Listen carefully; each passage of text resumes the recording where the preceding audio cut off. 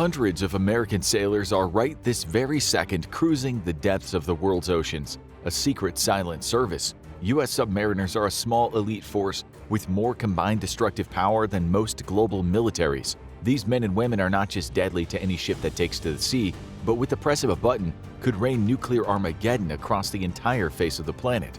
And they have to breathe each other's farts for 3 months in a row. Do you have what it takes to survive aboard an American nuclear submarine? America has a long history with submarines, starting all the way back in 1775 with the launch of the world's first combat submarine, the USS Turtle. The Turtle was little more than a capsule capable of submerging just below the waterline, allowing it to sneak up on British Royal Navy ships blockading American harbors during the Revolutionary War. Upset that America preferred Coca-Cola to tea, the Royal Navy was strangling U.S. trade, and the nation desperately needed to break the naval blockades keeping it from receiving arms and ammunition from friendly European countries. The Turtle was the answer to the problem, or at least it was hoped so. Connecticut Governor Jonathan Trumbull proposed the invention to George Washington, and in an American military tradition that has persisted to this day, Washington decided that no matter how insane, anything that could delete your enemies is worth trying at least once. The Turtle was supposed to sneak up to British warships and attach explosives to their sides. However, the effort proved in vain. The little Turtle was simply too physically exhausting to operate and had difficulty even reaching its targets. Its home ship would eventually be sunk, with the Turtle lost forever. The U.S. had discovered a love affair with submarines, however, and the U.S. Navy's first official submarine would be the Alligator, which served during the American Civil War. However, the hand-operated submarine would never see combat, as her tending vessel was forced to cut her loose during bad weather en route to her first combat mission. On the other side of the slavery's bad ideological divide was the H.L. Hunley, operated by the Confederacy. She would become the first submarine to ever sink a warship, sending alarm bells ringing around the world. The submarine had finally become a real tool of war, and one whose stealth made it a deadly threat to surface ships. The U.S. Navy's first official submarine would be the USS Holland, commissioned on April 1, 1900. This was during America's rise to global power, as its naval fleet finally challenged the powerful fleets of the European powers, even the Royal Navy herself. The Holland would be important to the U.S. Navy as it served as a test platform for future technologies, helping propel the United States submarine service into the modern era. When World War I rolled around, though, the submarine truly came into its own, as Germany put its U-boats to stunning use against the far superior Royal Navy.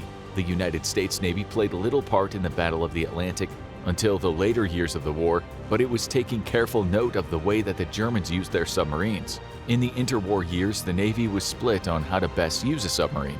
They had seen the lethality of German U-boats against the far superior Royal Navy, but sentiment still prevailed that large surface combatants like battleships were the superior combat platform.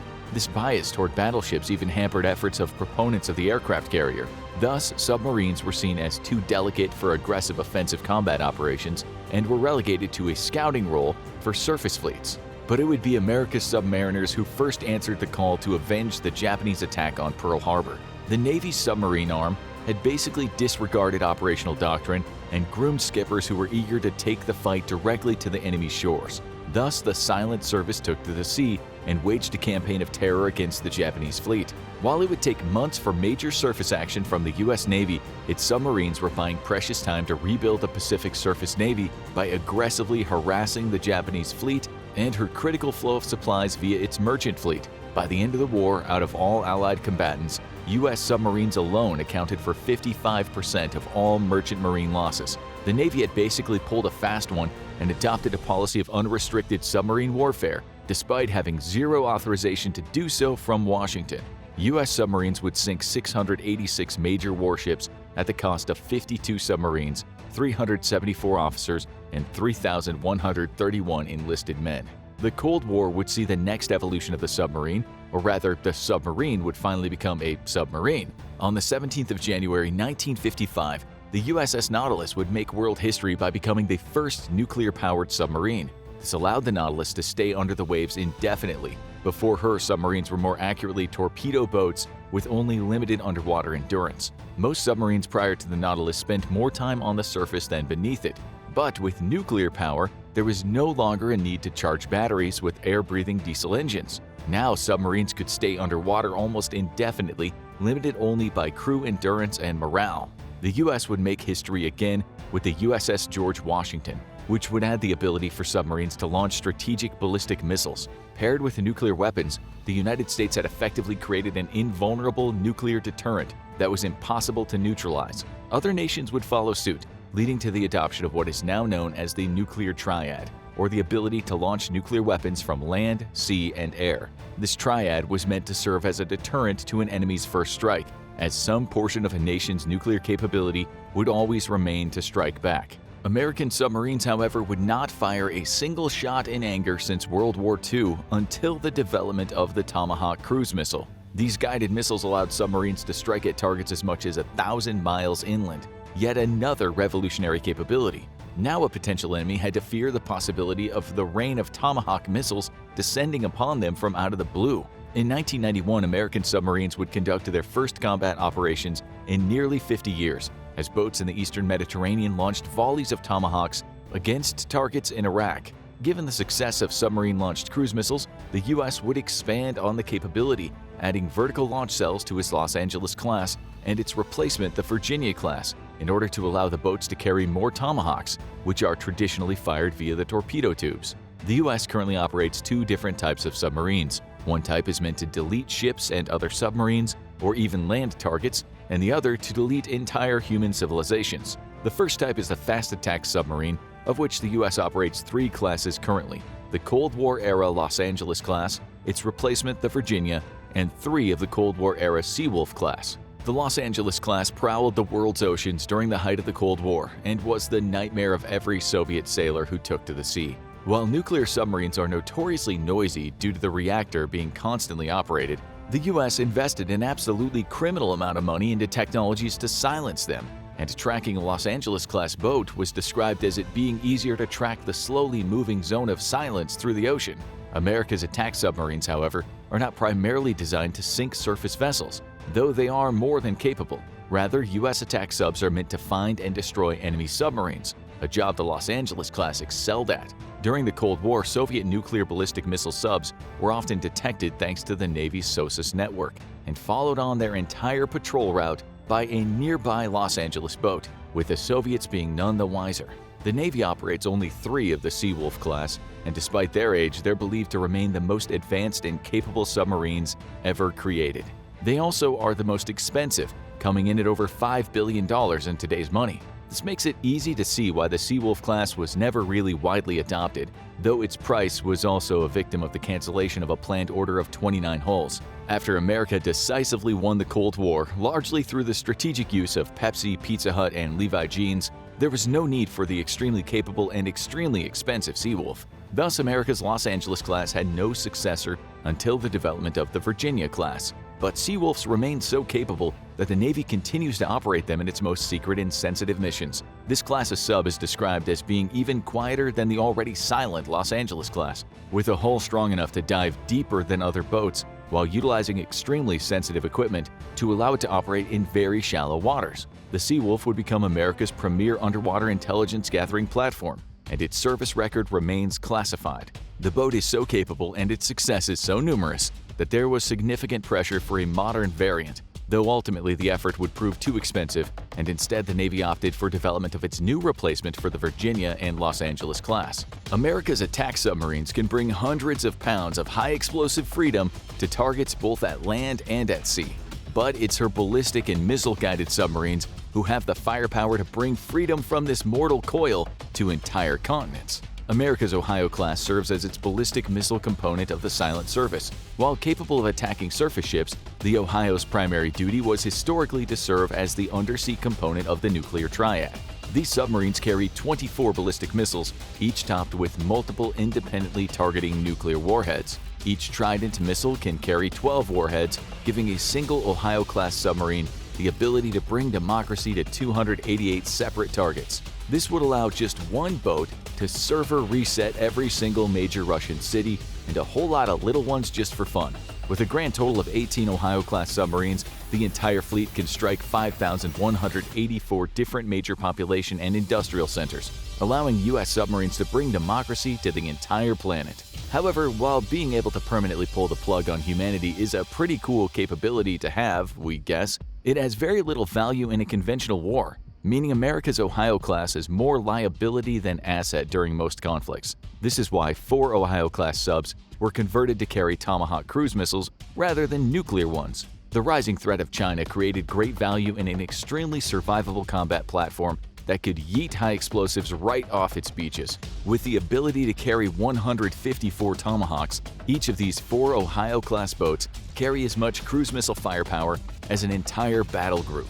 But submarines are useless without their crews, and if you plan on joining America's silent service, you might want to think twice. Typically, when you join the US military, you fill out a form stating your most preferred duty stations. That way you can ideally serve closer to family. It's a great way of ensuring high morale of the troops. However, in actuality, the military looks at the form, immediately tosses it into the nearest trash can, and throws a dart at a board full of names of ships, installations, and military bases, and then that's where you serve. However, the Navy only accepts volunteers to serve aboard its subs, because not only do America's submariners have the most critical job in the entire Navy, but they also face the most demanding one. To reflect this, submariners also receive special pay that the rest of the Navy does not. To be a submariner, you're going to have to pass the stringent physical and psychological evaluations. You also have to show that you're a very strong swimmer, which is kind of ironic because the odds of surviving a submarine accident are as close to 0 as one can get. But that's why submariners need to be optimists, and they're screened for traits that could make life aboard a boat impossible. Because if you join the silent service, you're going to spend long stretches at a time sealed inside a metal tube with no trace of sunlight. US subs can stay under as long as 3 months, during which time its crews will never even get a look out the window. With the ability to resupply underway though, submariners could find themselves going even longer without seeing daylight. Recently, the US has been testing alternative ways of resupplying its fleet of silent assassins, because a US boat is only vulnerable in the immediate moments after launching attack, while coming in or heading out of port, or when forced to rendezvous with a giant resupply vessel. To this end, the Navy experimented with resupplying subs underway, utilizing drones, helicopters, Osprey tilt-rotor aircraft, and even by simply yeeting supplies out the back of an overhead C-17 and letting the sub fetch him off the surface of the ocean with a giant net, we suppose. Take a look at a photo of the inside of an Apollo capsule. If this elicits any feelings of claustrophobia, then you might want to reconsider being an American submariner.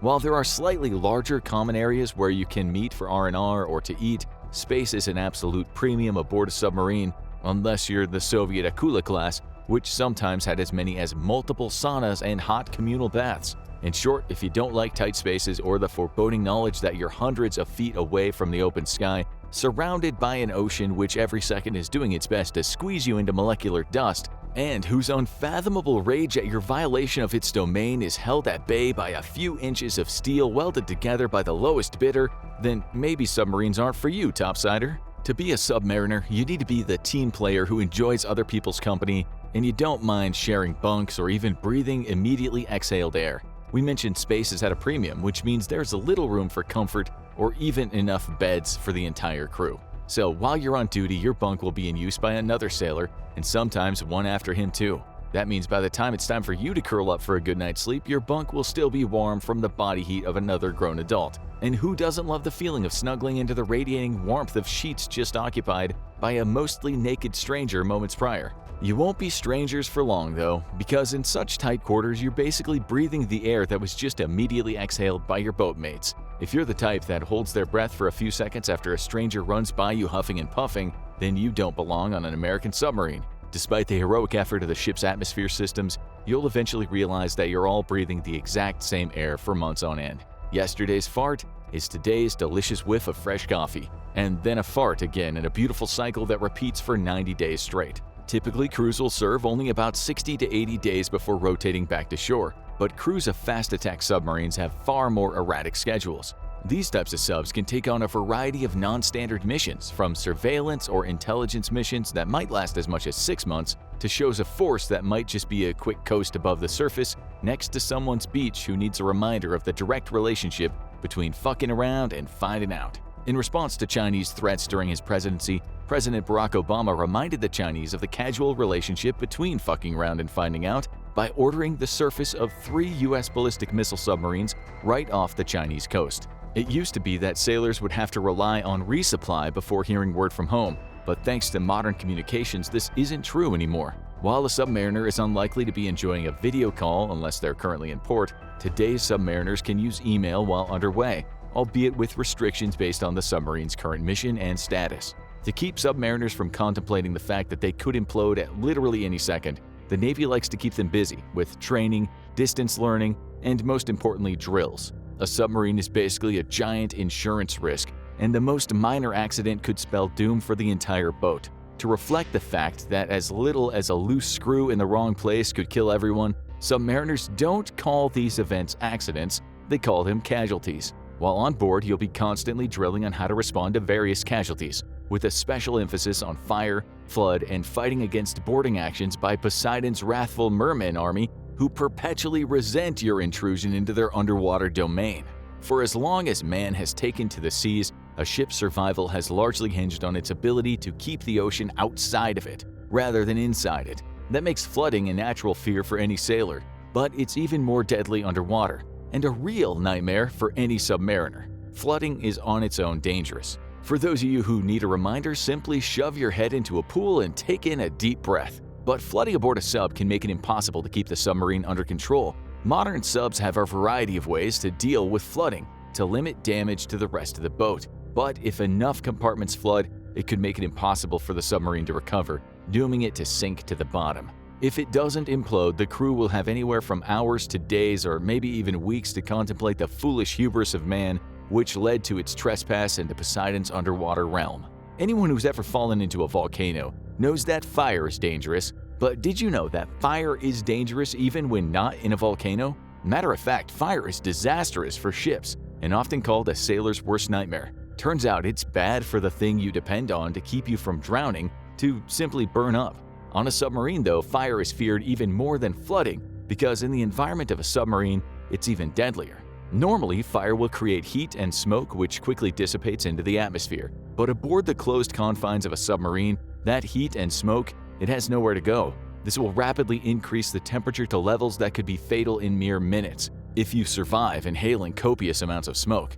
This might surprise some of you, but submarines and the stuff inside them isn't built entirely out of all organic, non-toxic, environmentally friendly materials. That means any fire has the potential to create a deadly mix of carcinogens and toxic gases so diverse and concentrated, it's basically a war crime. Even if you manage to put out a fire and not die from the gas, there's still a very real lingering danger. A fire could have significantly damaged key systems the submarine needs to operate, but the intense heat it generates could have had another effect altogether. While U.S. submarines are made of very formidable steel, a hot enough fire can soften the steel and lead to a catastrophic breach of the hull. You gotta be made of some pretty tough stuff if you want the keys to Uncle Sam's world-ending, biblical apocalypse-inducing underwater joyrides. From the cramped confines to 99% of the air you breathe from months being recycled fart, to the threat of instant death from a bewildering number of sources, you probably wouldn't survive life on an American nuclear submarine.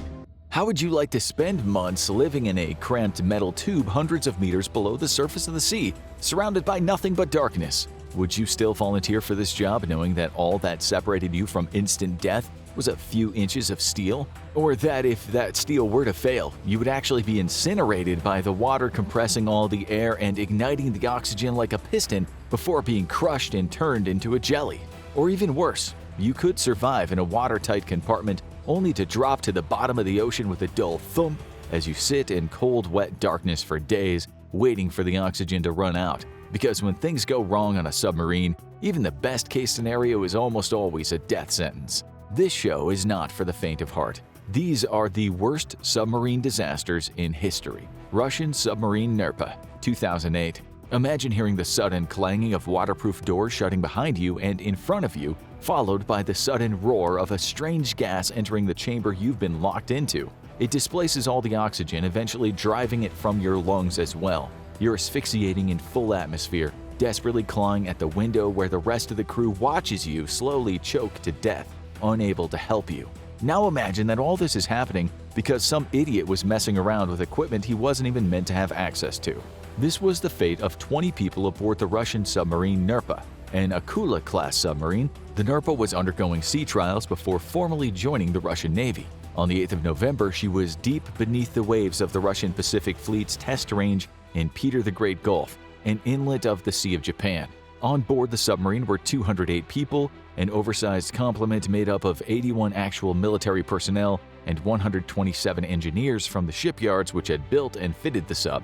This is not an uncommon practice in world navies, as it allows for engineers to be on board as systems undergo troubleshooting, and it's a hell of a motivator to make sure you do your job right, because there's little chance to rescue you if you messed up designing or building the submarine.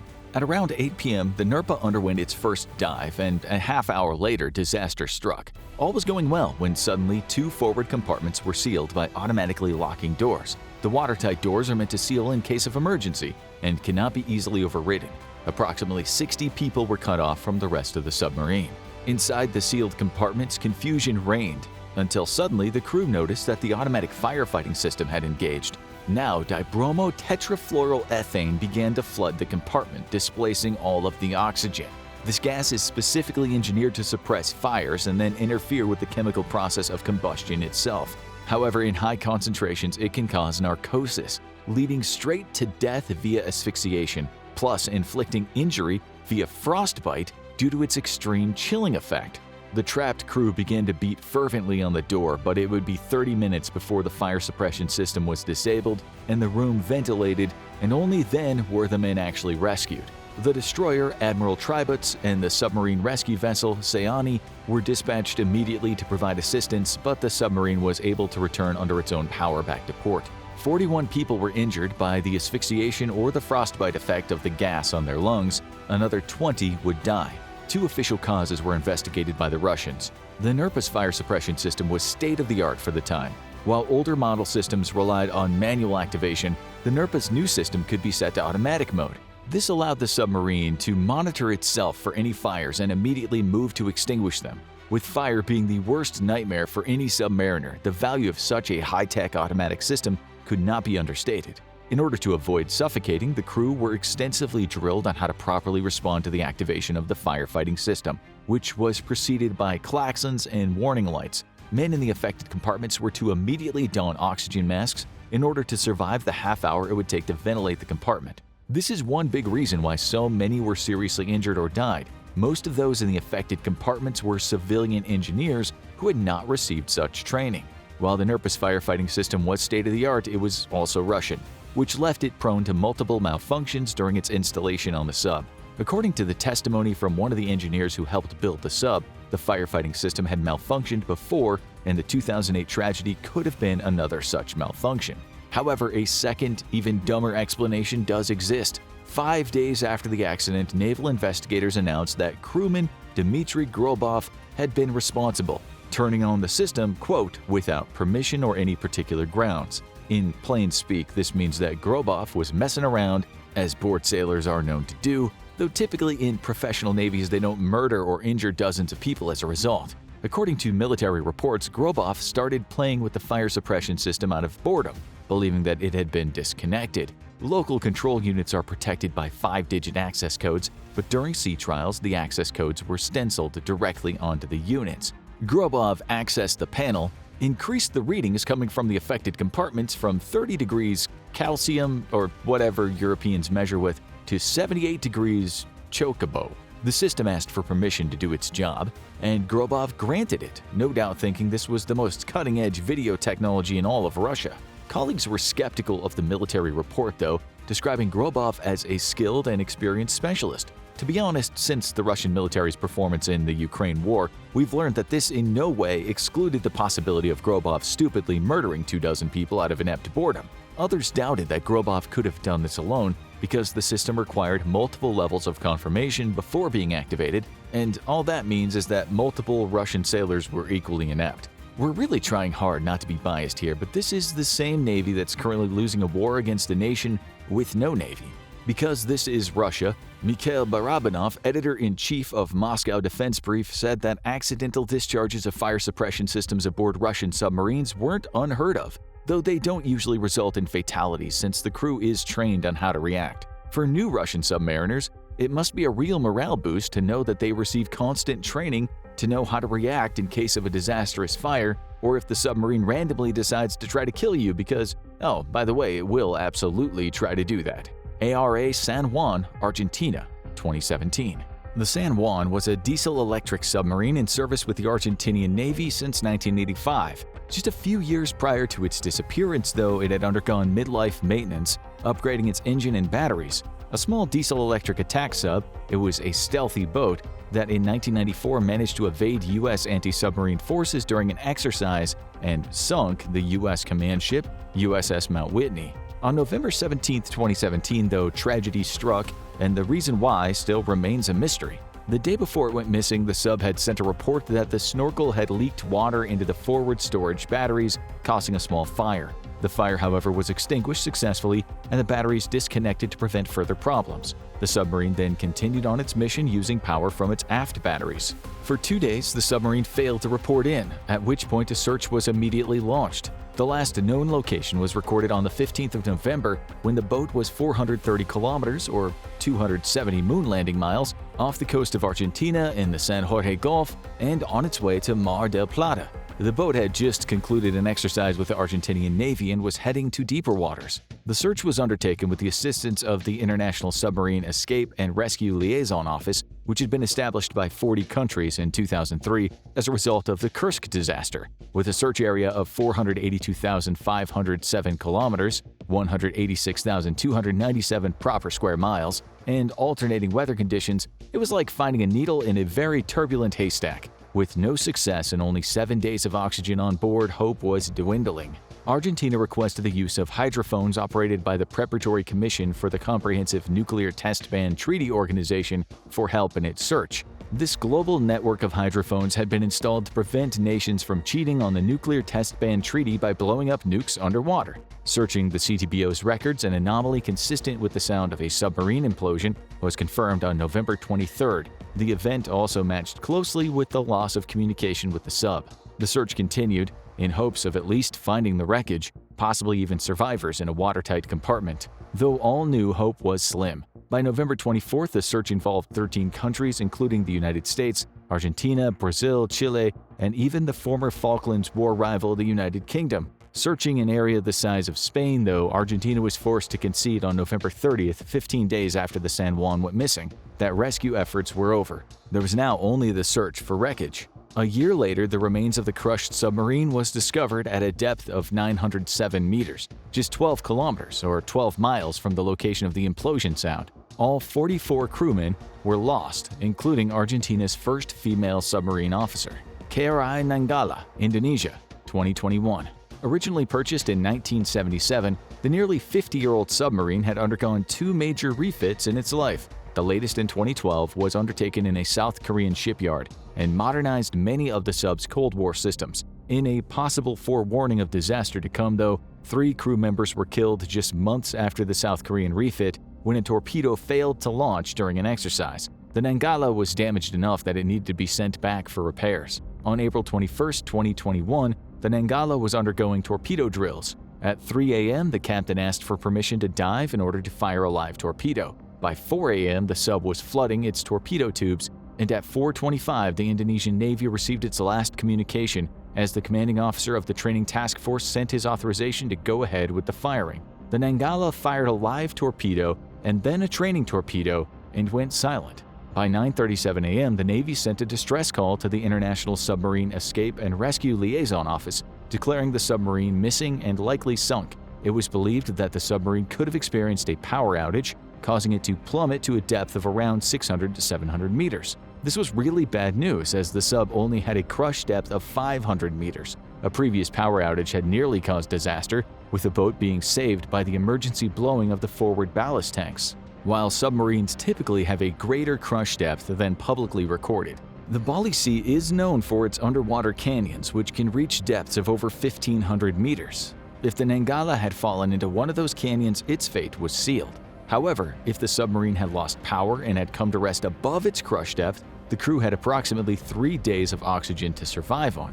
But others expressed doubt. The submarine was supposed to carry only 38 people, but had been loaded with 53 when it was lost. That would cut their oxygen almost in half. A crisis center with a mobile hyperbaric chamber was established at 2nd Fleet Command HQ in Surabaya, and soon multiple nations had joined in the search effort. The United States sent in multiple Poseidon aircraft which specialized in hunting down submarines. Singapore deployed submarine rescue vessels, and the Royal Malaysian Navy sent the MV Megabakti submarine rescue ship. The Indian Navy made available its deep submergence rescue vehicle, which departed from Visakhapatnam, Andhra Pradesh, and would be at the search site within days. Indonesian divers began searching for the sub in shallower waters, while warships, other submarines, and multiple aircraft began to look around the last known location of the Nanggala. On April 22nd at 7 a.m., traces of an oil spill, possibly fuel and lubricating oils from the submarine, were discovered near where the boat had been observed diving. Hydrophones in the area confirmed that whatever had happened, there had not been an implosion, keeping hopes alive. A false detection of a magnetic object by an Indonesian cruiser raised hopes, but the sub was not located. On the 24th, the Indonesian Navy announced the discovery of debris, including a part associated with torpedo tubes, a coolant pipe insulator, a bottle of periscope grease, and prayer rugs, all within 10 miles of the last point of contact. The Nanggala was declared sunk, and later a sonar scan discovered the submarine at a depth of 850 meters, 350 meters past its official crush depth. An ROV with a max depth of 1,000 meters was launched by the Singaporean ship MV Swift Rescue, which made visual contact with the remains of the submarine on the bottom.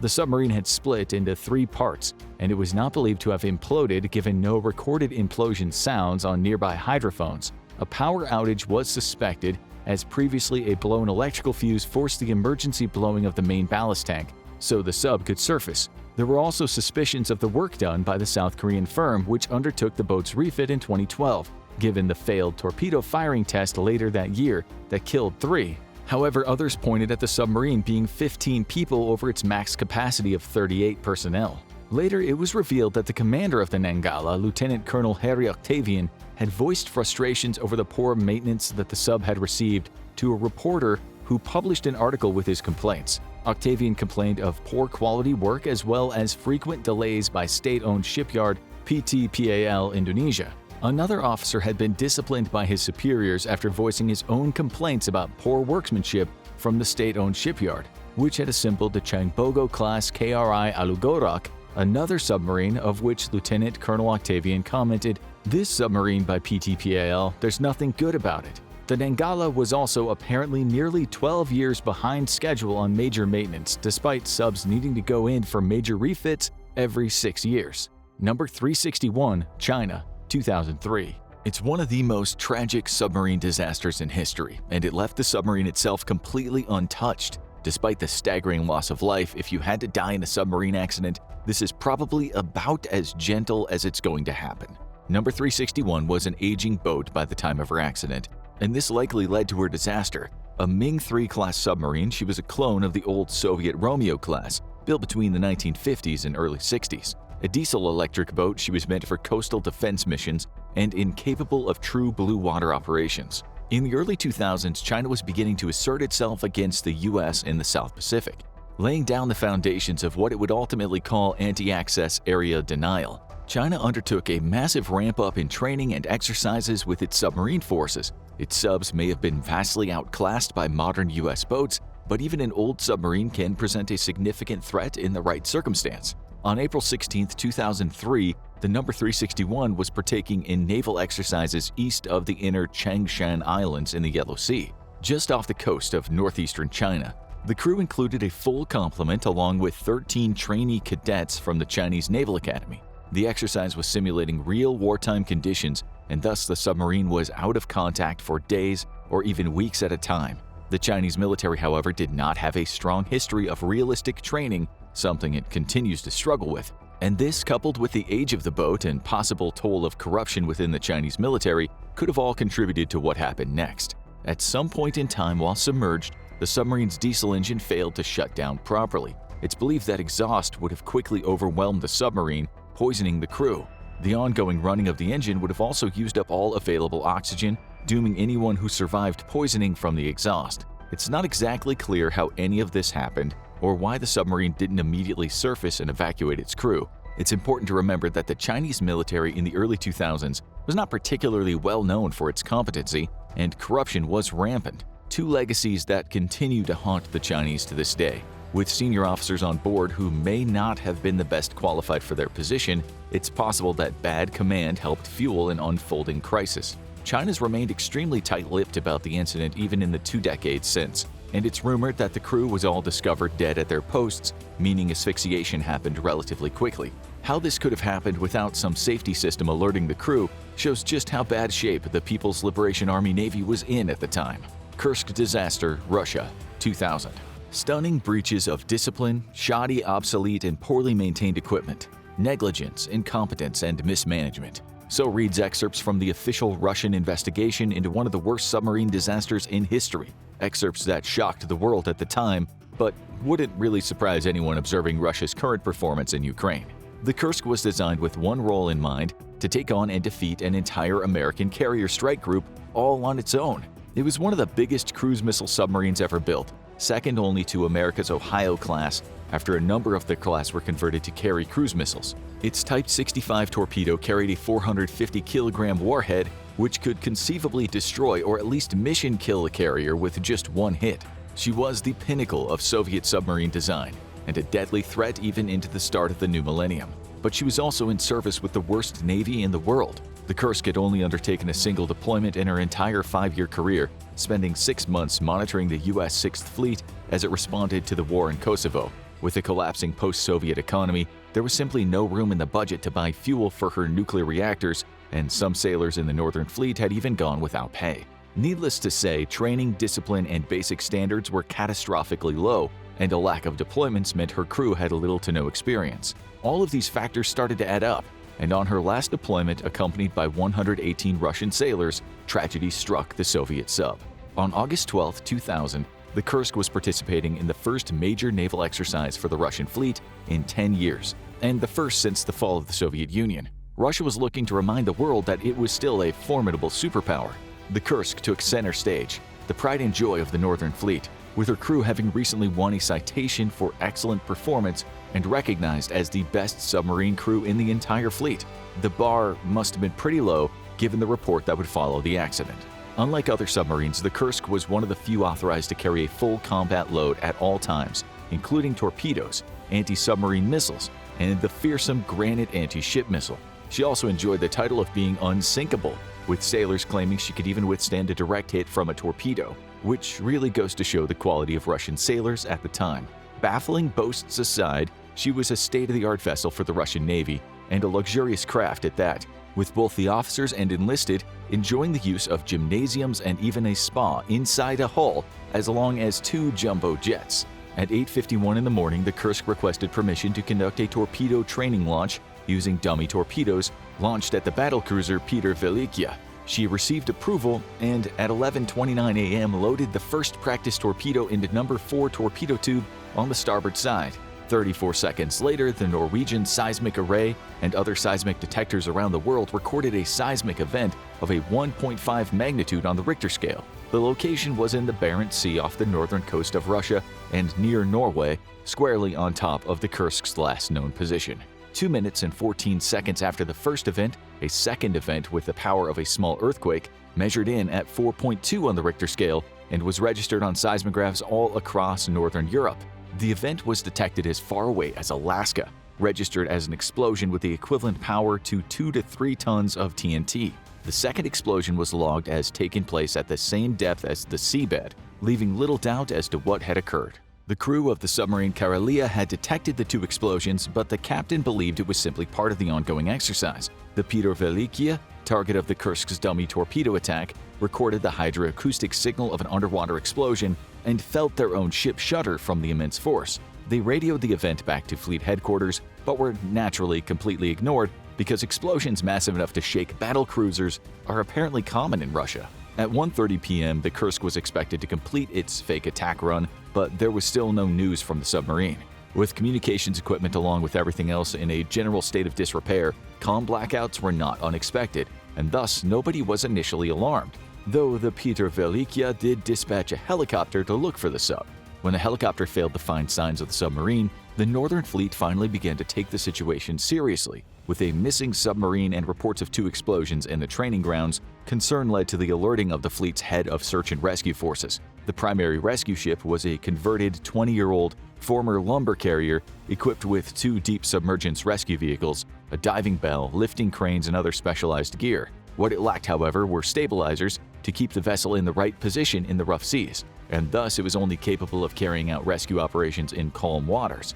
Due to budget woes, 2 India-class submarines equipped with deep submergence rescue vehicles were permanently held up in shipyards awaiting repairs for the last 6 years. Search and rescue efforts, however, did not proceed until 6:30 p.m. after the Ilyushin IL-38 aircraft had failed to spot the submarine, and the Kursk was now overdue for a scheduled communications check. At 10:30 p.m., the Northern Fleet declared an emergency as additional aircraft and ships failed to locate the Kursk anywhere on the surface, and the exercise was stopped. At midnight, the sole operational rescue vessel in the fleet finally left port. Vladimir Putin, who had recently been elected to help destroy Russia, was not informed of the Kursk's disappearance until 7 a.m. the next day. The entire time, the Russian Navy continued to downplay the seriousness of the incident, but word was starting to spread across Russia and the international community both. Later that Sunday, the Northern Fleet commander continued to downplay the incident, holding a press briefing to announce the results of the now canceled exercise, stating the entire operation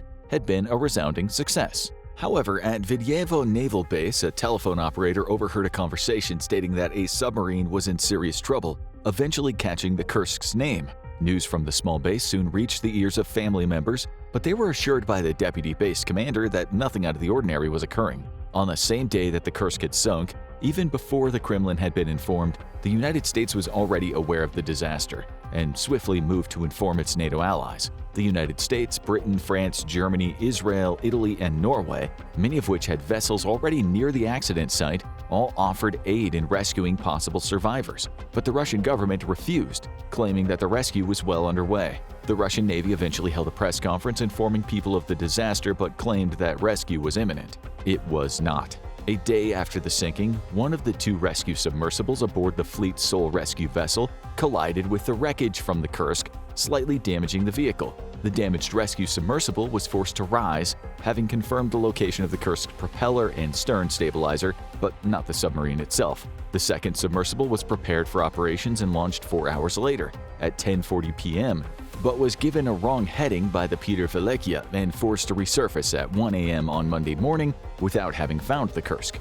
The salvage tug Nikolai Chikir managed to use deep water camera equipment to get images of the Kursk, showing severe damage to the bow and its sail, with the body of the submarine listing at 25 degrees. The bow had burrowed itself 22 meters into the seabed at a depth of 108 meters, well above the Kursk's crush depth. Its periscope was also discovered to still be raised, indicating that the accident had occurred while she was just 20 meters from the surface. The first rescue submersible was repaired and relaunched at 5 a.m. on Monday morning. Nearly 2 hours later, it located the Kursk and tried without success to attach to the aft escape trunk over the Kursk's 9th compartment. Since the sub was above crush depth and most of the damage was to the bow, there was good reason to hope that at least some of the crew has survived in the rearward watertight compartments. However, unable to create a vacuum seal with the escape trunk, the sub's batteries were quickly exhausted and it was forced to surface. With no spare batteries, the crew had to wait until the onboard batteries were recharged, but by that time, sea conditions had worsened and the Russians were unable to continue launching rescue operations.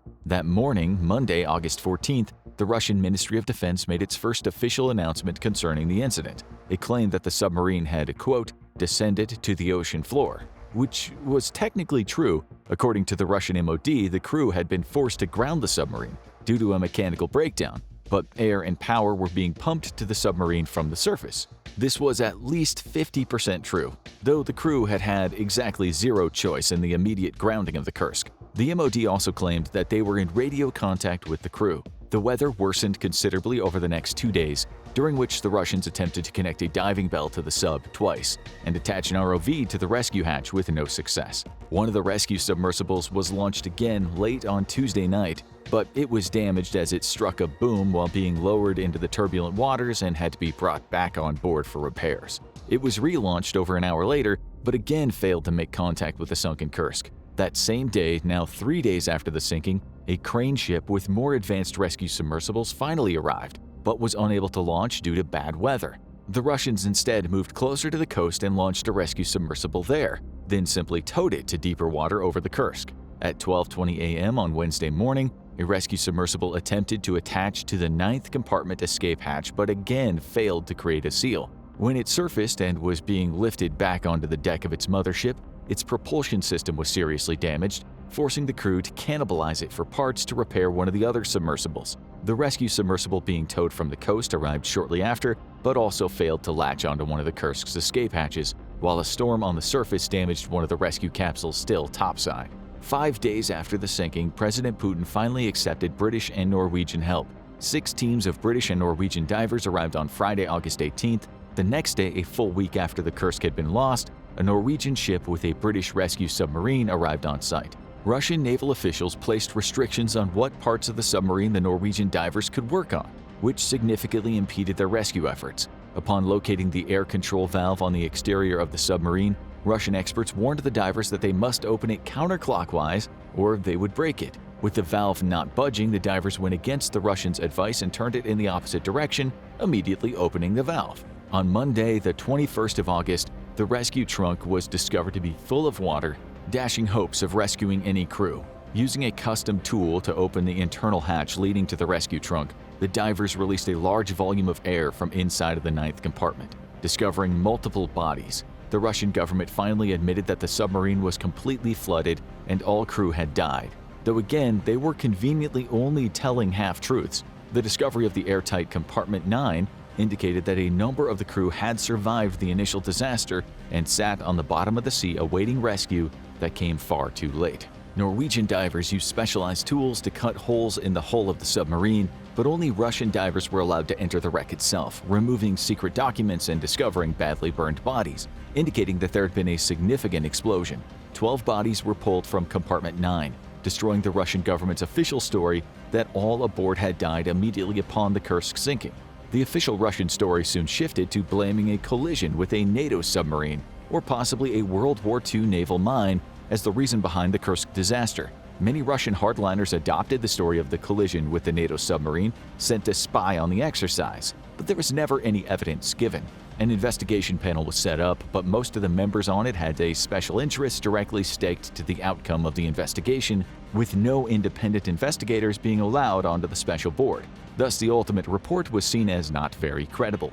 The official report blamed an explosion from the practice torpedo caused by a leak of its high-test peroxide fuel. The initial explosion destroyed the torpedo room and killed everyone in the first compartment, with a blast wave entering as far back as the 4th compartment.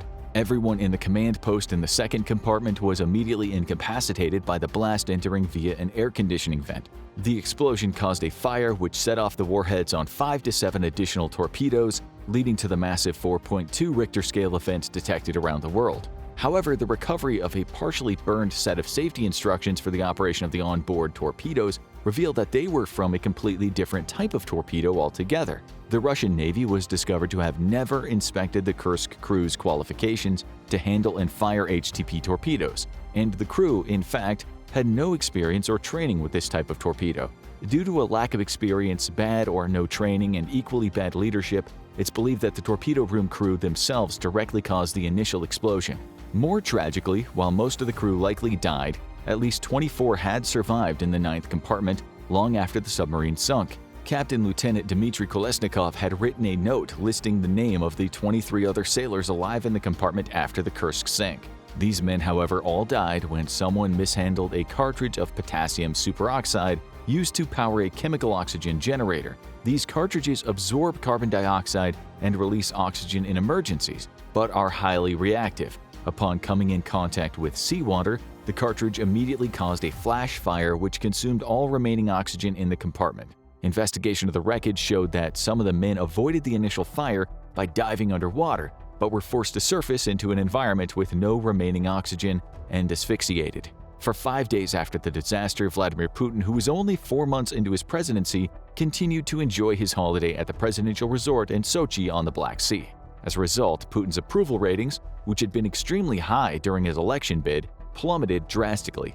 But democracy is an illusion in Russia anyway, so that doesn't really matter. Just after midnight on February 24, 1968, a submarine set out from a major Soviet naval base near the city of Petropavlovsk on Russia's far eastern Kamchatka Peninsula. The Cold War had been playing out for years in Vietnam in the form of a grinding proxy struggle, as well as in the frozen conflict in Korea. Now, officials both in the United States and the Soviet Union feared the situation was in danger of descending into a direct conflict between the superpowers. The Soviet-allied North Koreans had captured a U.S. spy ship. In the context of this crisis, a Soviet submarine K-129 received orders to head out early for a mission in the North Pacific, its third in quick succession.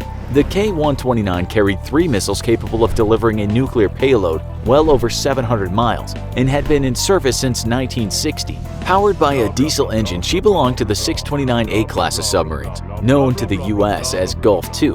Gulf subs weren't at the cutting edge of Soviet technology, but were still important assets in their arsenal. With an extra-large complement of 98 officers and sailors packed on board, this patrol was scheduled to continue through May 5, making a distant approach to American waters far northwest of Hawaii. But on March 8th, the Soviet base failed to receive a planned radio transmission from the sub. The following day, the Soviet Navy began sending out a flotilla of subs, other ships, and planes to search for the lost vessel. But with as much as 1 million square miles of ocean to search, they were unable to even locate a wreck. Months later, the Soviet government would inform the families of the crew aboard the K-129 that they were presumed dead. Because the Soviet command had made no attempt to disguise the major deployment of so many warships, the US Navy immediately became aware of the operation, if not its purpose. But the Americans also had something called the Sound Surveillance System, or SOSUS, a network of advanced audio receiving equipment in the Pacific, and they'd registered an explosion on March 11th.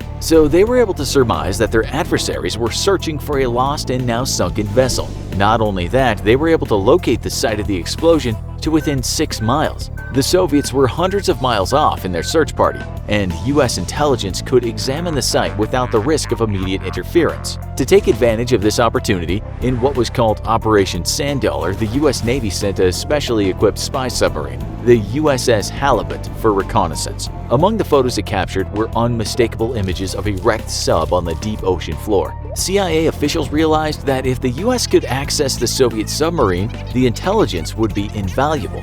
But what they were suggesting was the single biggest technological challenge in their organization's history, and one of the most ambitious intelligence operations in history, period. The K-129 was resting at some 16,000 feet, nearly 3 miles beneath the ocean's surface. At such a depth, the pressure is crushing. Ordinary submarines would never dive anywhere near that. Moreover, the heaviest object ever lifted from a comparable depth weighed 50 tons. They were proposing the recovery of an object that weighed 1,500 tons, and they would have to perform the incredible lift with complete secrecy. If Soviet intelligence discovered the mission, international law would shut it down, and in the Cold War, legal battle was hardly the biggest conflict that could develop between the two nations. The CIA might seem an unusual branch of government to carry out a naval mission. You might, for instance, think about using the Navy. There were people in naval intelligence who were not pleased to take a supporting role in what they considered to be their natural territory. But by now, the CIA had for several years demonstrated the ability to develop advanced technology on the fly, employing engineers as contractors in secret projects with minimal organizational friction. So began Project Azorian, named for the Azores Islands in the Atlantic Ocean for no particular reason. CIA codenames were essentially arbitrary. Still, this was really a new scale of research and development. The technology to lift a heavy object from the bottom of the ocean did not exist. Even mining and drilling in deep water were considered a considerable challenge. But that fact actually helped to provide the mission with its cover. The story would actually be another major project of naval engineering, building a ship-based deep ocean mining rig. There would be some overlap in the equipment needed, and the building of a huge recovery ship impossible to hide would make perfect sense. If all went well, Soviet spies wouldn't even think to look for a military or intelligence component to the civilian industrial product. In 1970, the company Global Marine was the leader in development and operation of deep-sea mining equipment. They had that year successfully tested complex manipulation of seafloor drilling equipment with their ship the Glomar Challenger. Funding the research would present two challenges. First, the expensive project of course had to be given the green light from the highest levels, but there also had to be some explanation for the funding of the extensive development. To that end, the eccentric and private billionaire Howard Hughes lent his name as the mining operations investor of record, forming a shell corporation called Summa to hide the money for Project Azorian. Hughes had assisted with intelligence gathering in the past, and in addition to being a plausible funder, his inaccessibility meant he wasn't likely to be a security risk. He may not even have known or cared exactly what the real operation was, but his name added a kind of luster to the cover story, which received some interest from the press. The Hughes Global Marine venture would be the development of equipment that could gather nodules of manganese and other minerals that accumulated around sediment on the ocean floor. In principle, it seemed like it could be a profitable enterprise, and since no one had ever tried it before, there was no hard evidence to the contrary. Early on, the CIA team rejected exotic ideas like extracting hydrogen from the water around the wreck to create a balloon that would lift the sub. Instead, they would use what was called a string, actually a series of steel pipes, to lower a remote-operated capture vehicle with a claw to the ocean floor. The vehicle would have a detachable complement of legs as a kind of lander, which would allow leverage to initiate the tremendous lift, without the risk of sinking into the seafloor if it proved semi-fluid. The legs would then detach and the string would be pulled up one segment at a time. The ship itself, the Glomar Explorer, would have a giant hidden moon pool in its hull that could accommodate the submarine, which measured over 320 feet in length. Pulling the wreck to the surface required that the vehicle remain virtually stationary in the water, and so the Explorer was outfitted with a complex gimbal system that allowed continual adjustment in the effective center of mass for the huge ship. But there was also the matter of the nuclear weapons. The recovery crew would have to treat the entire wreck as contaminated because the material within the warheads would have by then leaked onto everything. Plus, there were nuclear-tipped torpedoes, but the payoff would be an inside look at the Soviet nuclear weapons program, in addition to all of the technology of the submarine itself. Even more valuable would be insights into the Soviet Union's communication systems, specifically their coded communications. Provisions were made to try to salvage waterlogged paper to preserve the K-129's codebooks and other records. By 1974, the undertaking had overcome all the engineering obstacles, at least they hoped, not to mention calls from some who were in the loop to call off the project that was costing hundreds of millions of dollars, with a dubious chance of success. The ship was its own prototype. The team could do testing closer to shore, and did, off California's Santa Catalina Island. But the whole thing was designed for one mission, and likely they'd only get one try. Once the Explorer was in place about 1,500 miles west of Hawaii,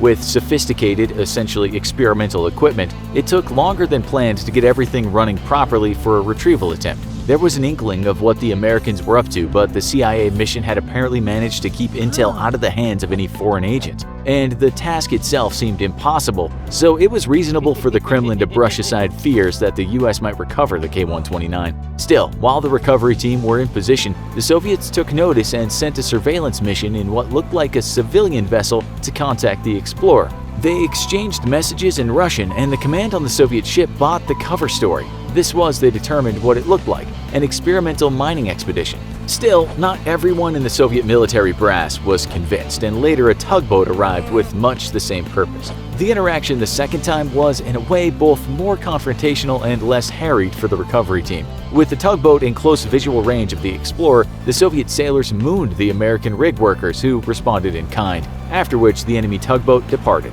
This was not the peak of tension in the Cold War.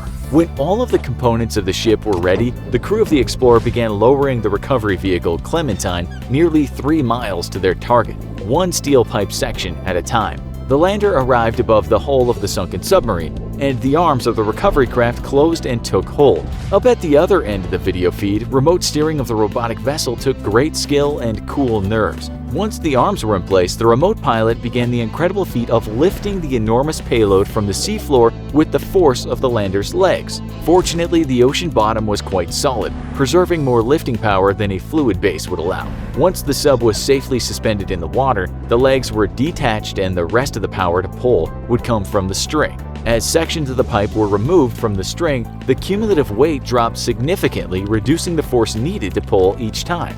But partway up, two of Clementine's claws broke, and the submarine they held snapped. Most of the K-129 broke away and fell back to the seafloor, although a chunk was still in her grasp. The recovery team had to relay this news back to Langley. The first reaction from the home office was to abort and try again, but the engineers of the Glomar Explorer knew that if they stopped and reset, they were likely to come back completely empty-handed. Even a partial success had been far from assured. In the end, their boss at the CIA relented and let the team continue with the lift. At last, a portion of the submarine rose up and into the moon pool. Everyone intended to make necessary repairs and adjustments to the equipment and return to the site the next time ocean conditions were favorable, the following summer. The missiles and most of the sub remained unrecovered, but a second expedition would never happen. The Soviet Union may never have learned the extent of Project Azorian, but journalists in the US were picking up clues to the story. Eventually, the Los Angeles Times received a tip with enough details to report on the real mission behind Project Jennifer,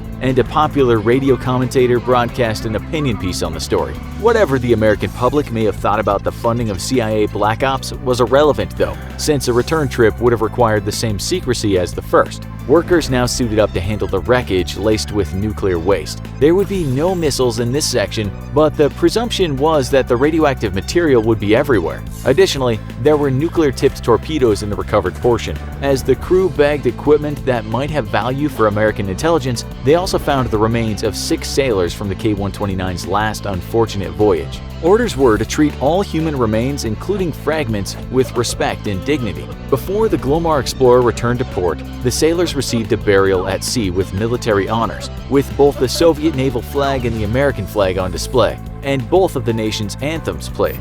The ceremony was videotaped, and years later, when the Cold War adversaries had awakened from their decades-long nightmare, a later CIA director would present the naval flag and the video to Boris Yeltsin, first president of the newly established Russian Federation. The final price tag for Project Azorian was $350 million.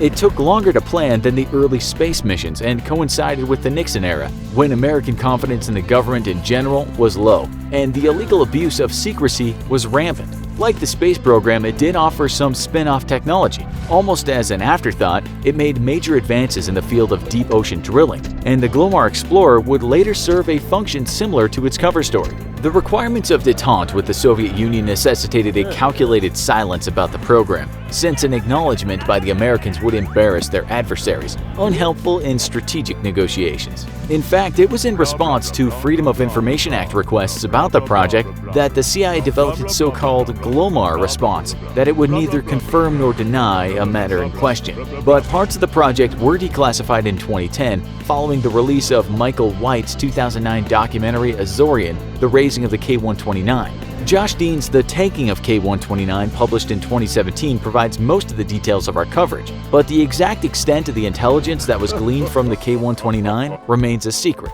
With 72 submarines in service, the United States fields the largest underwater fighting force in the world. Stealthy and absolutely deadly against surface vessels, submarines are tasked with deterring foreign aggression, nuclear deterrence, intelligence gathering, and even providing fire support for land forces with land attack missiles. But for the most of a submarine's lifespan, it will glide through the oceans of the world completely undetected, and as they say, out of sight, out of mind. What is life like under the sea for those who man these secretive weapons of war, though? Hello and welcome to another episode of the Infographics Show. Today we're taking a look at what life is like aboard a submarine. Just a quick note about a sponsor of this video, Skillshare.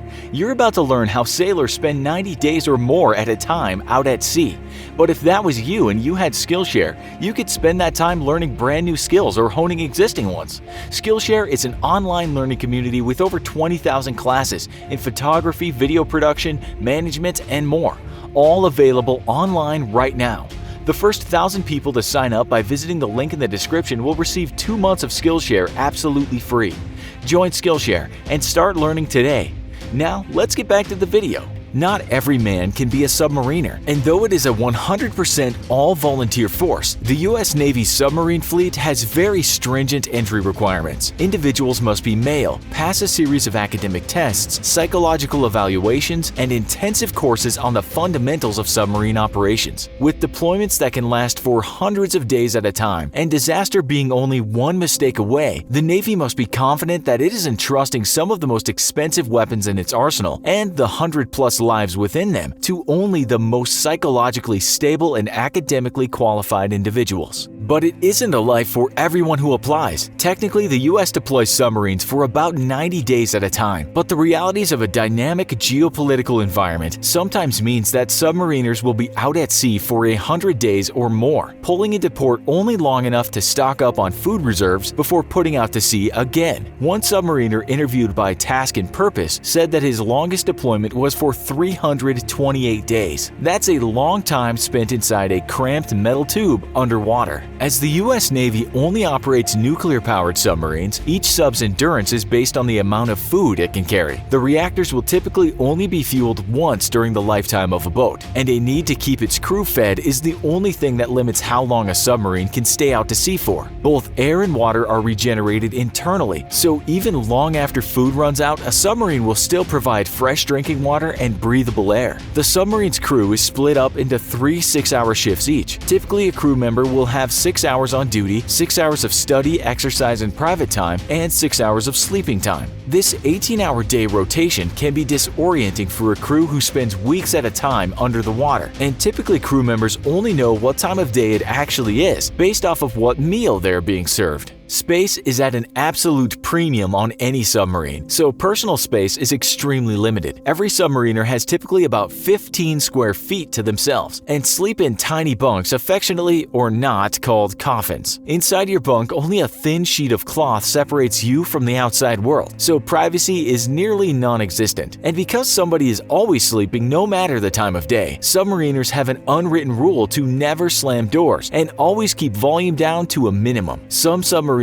however, have more crew than bunk space, which leads to the much-hated practice of hot bunking, where 2 or more submariners share one bunk. As one prepares to start their shift, the other takes his place to get his 6 hours of sleep. Submarines, it seems, are definitely not places for anybody with privacy or personal space issues. Bunks aren't the only place with limited space. There's typically only 2 showers for the entire crew of up to 130 submariners, and a maximum showering time of 3 to 5 minutes is enforced. This not only helps ensure everyone who needs one can get a shower, but it also lessens the strain on the ship's water filtration system, which turns salty seawater into fresh water. There's also typically only a single dryer and washer aboard a submarine, making clean laundry a luxury. For entertainment, there is a tiny gym with typically 1 to 2 machines and free weights which the crew can use. Because space is at such a premium, rooms typically have double uses, and the gym may in fact be the torpedo room. The officer's wardroom, where senior officers dine, also serves as an operating theater during medical emergencies. Bathrooms are extremely limited as well, with typically only 1 bathroom per 40 men, and you'd better know how to use the toilet because waste has to be held in a special tank to be ejected at the appropriate time. The toilet has to be pressurized before you flush it, but operated improperly and it will shoot its contents backwards into your face. A rec room typically offers a plasma TV or 2 and a large selection of movies to keep the crew entertained. Video game systems are common, along with a small library of games, though the Navy makes cards and board games freely available to help sailors blow off steam and build camaraderie. The most space aboard a submarine is reserved for the nuclear reactor and the propulsion system, which alone take up about 1/3 of the sub's total length. The kitchen takes up the second most amount of space and is typically extremely well stocked. The US Navy knowing for decades that a well-fed crew is a happy crew. Life beneath the waves for weeks or even months at a time can be extremely stressful, and so the Navy makes sure its galleys are well stocked. Sailors can enjoy fresh ingredients for the first few weeks of deployment, though after that, food is made from non-perishables. Even then though, chefs manage to whip up a variety of dishes from lasagna to lobster to prime rib, and a delicious dessert is always on hand. There is no internet aboard a submarine, and communication with the outside world is reserved for the rare instances that a sub surfaces, because initiating communications can give away a sub's position, and stealth is the most valuable asset. Submariners don't communicate much with the outside world. That means that submariners can go weeks or months without contacting family or loved ones, and must rely on the friendships they've developed on board. To make the cramped environment more tolerable for each other, submariners have additional unwritten rules, such as no talk of politics on board, although sports trash talk is acceptable if not encouraged. While all of the military branches are keen on traditions and rites of passage, none are as dedicated to their traditions or have as nuanced rites of passage as the Navy. Partly tradition and partly to help keep morale up, submariners enjoy a tradition of initiating new crew members on their first crossing of the equator, called crossing the line. Everyone who has already crossed the line is known as a shellback, and those who haven't are known as wogs, shorthand for polywogs. The polywogs must polish a set of red trash weights used to compact trash, and then wear them around their necks for a week before the crossing. Wogs are also given an M&M, which they must keep and defend as their pearl, ensuring that it stays on their person at all times. Upon crossing the equator, the shellbacks spray the wogs with water hoses and dunk them in cold water, which may or may not have been urinated in. Seamen are a strange sort.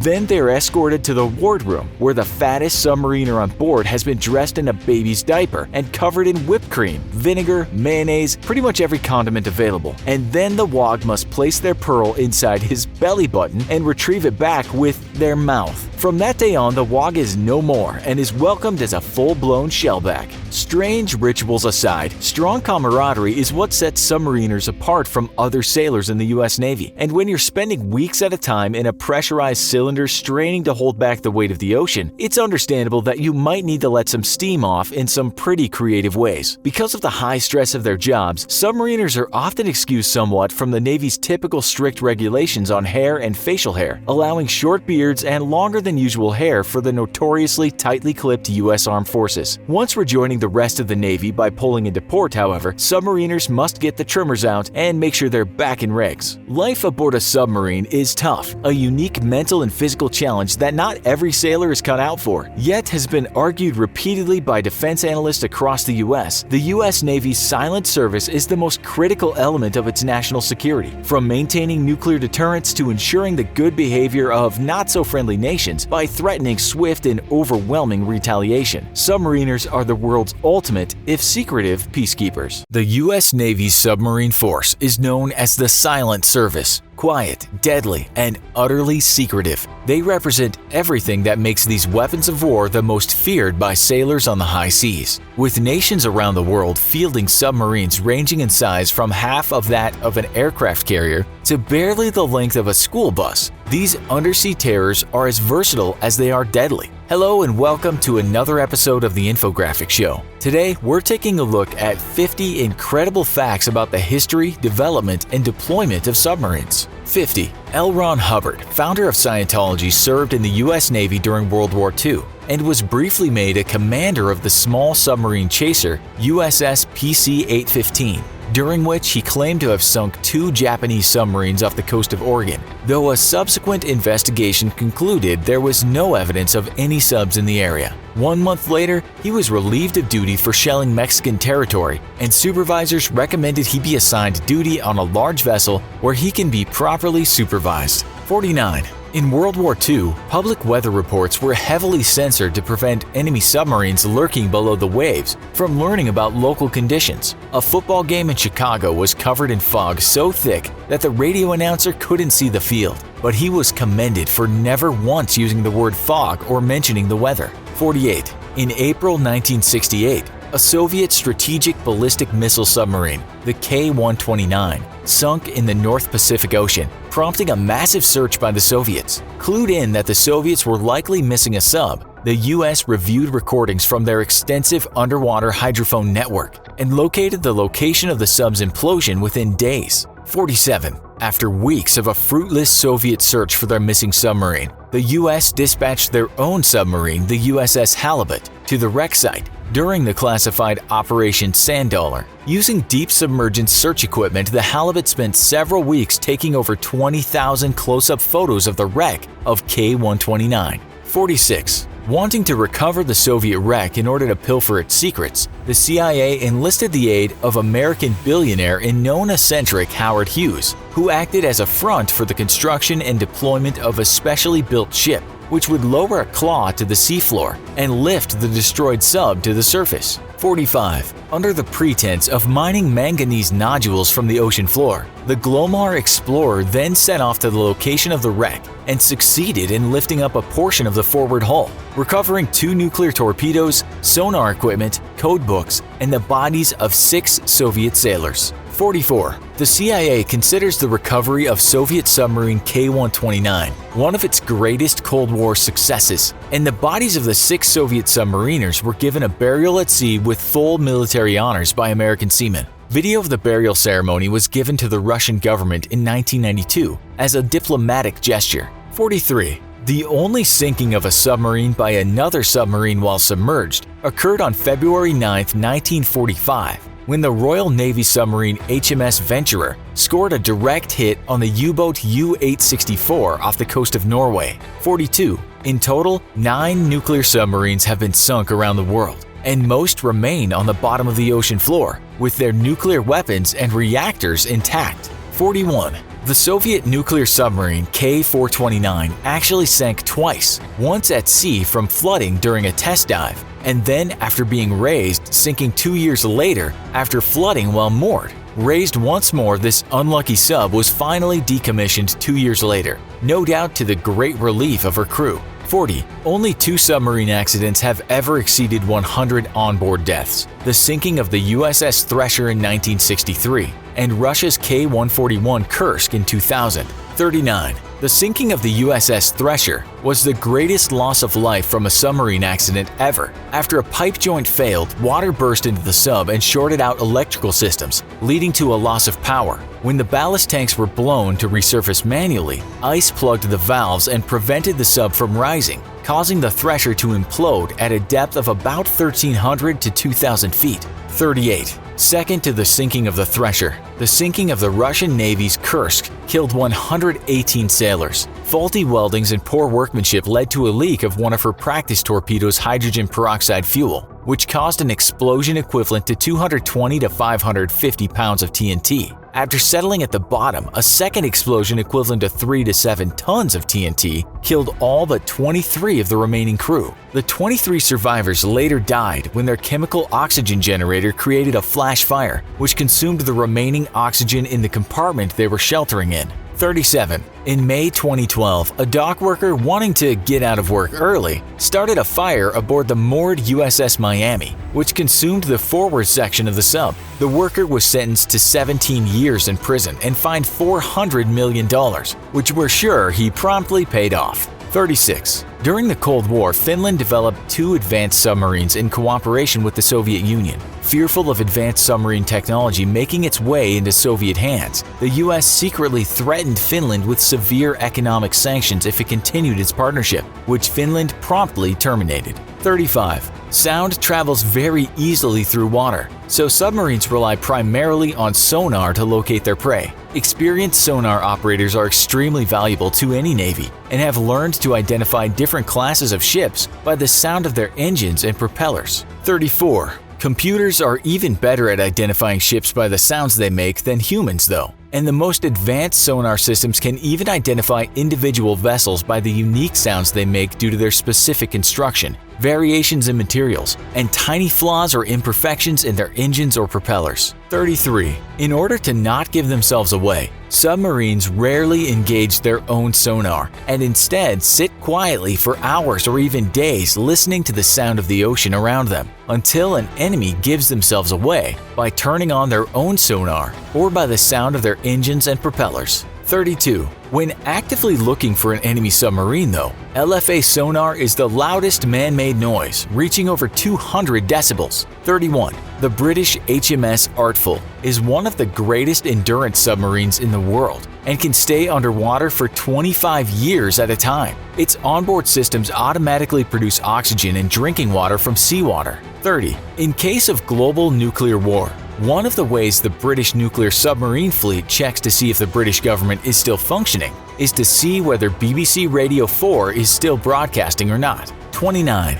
During the 1960s, afraid that Soviet subs could sever undersea communications cables, which kept the US in contact with its overseas forces, the US deployed a ring of 480 million tiny copper antennas, the length of a stamp and twice the width of a human hair, into space around the Earth. The antennas would help bounce radio signals around the world and thus ensure communications, but were ultimately made obsolete by the creation of the telecommunications satellite. 28. Each British nuclear ballistic submarine contains a sealed and unopened letter of last resort from the current Prime Minister, housed in a nested safe. The letters are handwritten instructions from the Prime Minister, which the captain of each sub is instructed to open only if the British government has been wiped out. The letters are destroyed after each new Prime Minister takes office and replaced with a new one. Only the British PM knows the content of the letters, but it's thought that they include commands for the captain to A. Retaliate with nuclear weapons, B. Not to retaliate, C. Use his or her own judgment, or D. Place the submarine under command of the US or Australia. 27.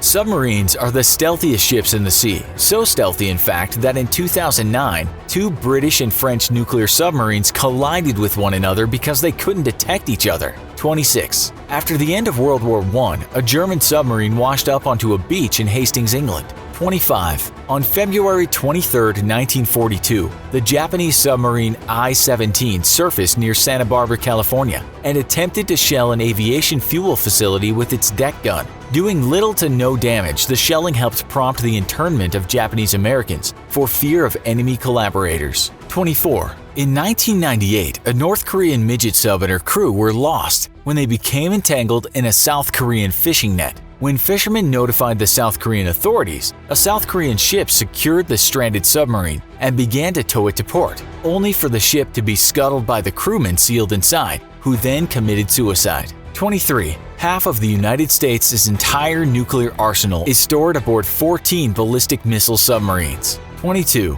The third leg of the nuclear triad. After ICBMs and nuclear-capable bombers, submarines are the third element of modern nuclear deterrence. Because of their stealthiness and the ability to hide close to enemy shores, submarine-launched nuclear missiles are the most survivable element of the nuclear triad. 21. Each of the U.S.'s 14 Ohio-class ballistic missile submarines carries up to 20 nuclear missiles tipped with 8 100-kiloton nuclear warheads. 20. An Ohio-class Trident nuclear attack missile can independently target each of its 8 warheads, striking 8 targets per missile. Altogether, a single Ohio-class submarine can destroy 160 cities or military bases. 19. The maximum operating length for an Ohio-class submarine is classified and officially annotated as limited only by onboard food supplies. 18. The largest submarine ever built was the Soviet Union's Akula-class nuclear ballistic missile submarine,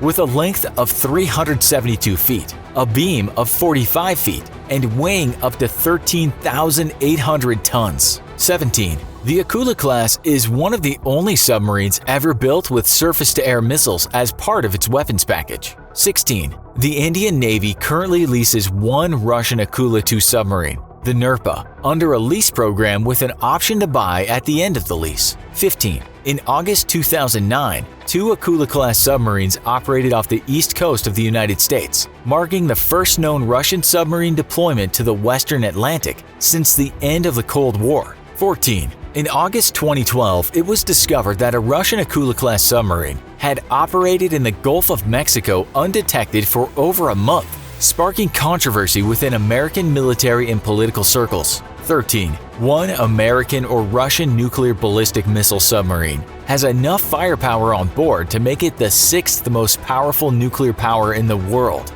12. Unlike their ballistic missile cousins, attack submarines are known as hunter-killer submarines and specialize in anti-submarine warfare and targeting surface ships. Some even have cruise missile capabilities to strike land targets. 11. The first nuclear-powered submarine was the USS Nautilus, deployed in 1955. 3 years later, the Soviets followed suit with their Project 627 Kit-class submarine. 10. On October 1981, a Soviet Whiskey-class submarine ran aground on the south coast of Sweden, prompting an incident known as Whiskey on the Rocks. 9. Near the end of World War II, a German sailor's inability to properly use the toilet led to the sinking of submarine U-1206 and the capture of her crew. 8. On Friday the 3rd, 1986, Soviet submarine K-219 suffered a catastrophic explosion in one of its missile tubes. As the captain struggled to save the ship, the nuclear reactor, which should have automatically shut down, failed to do so.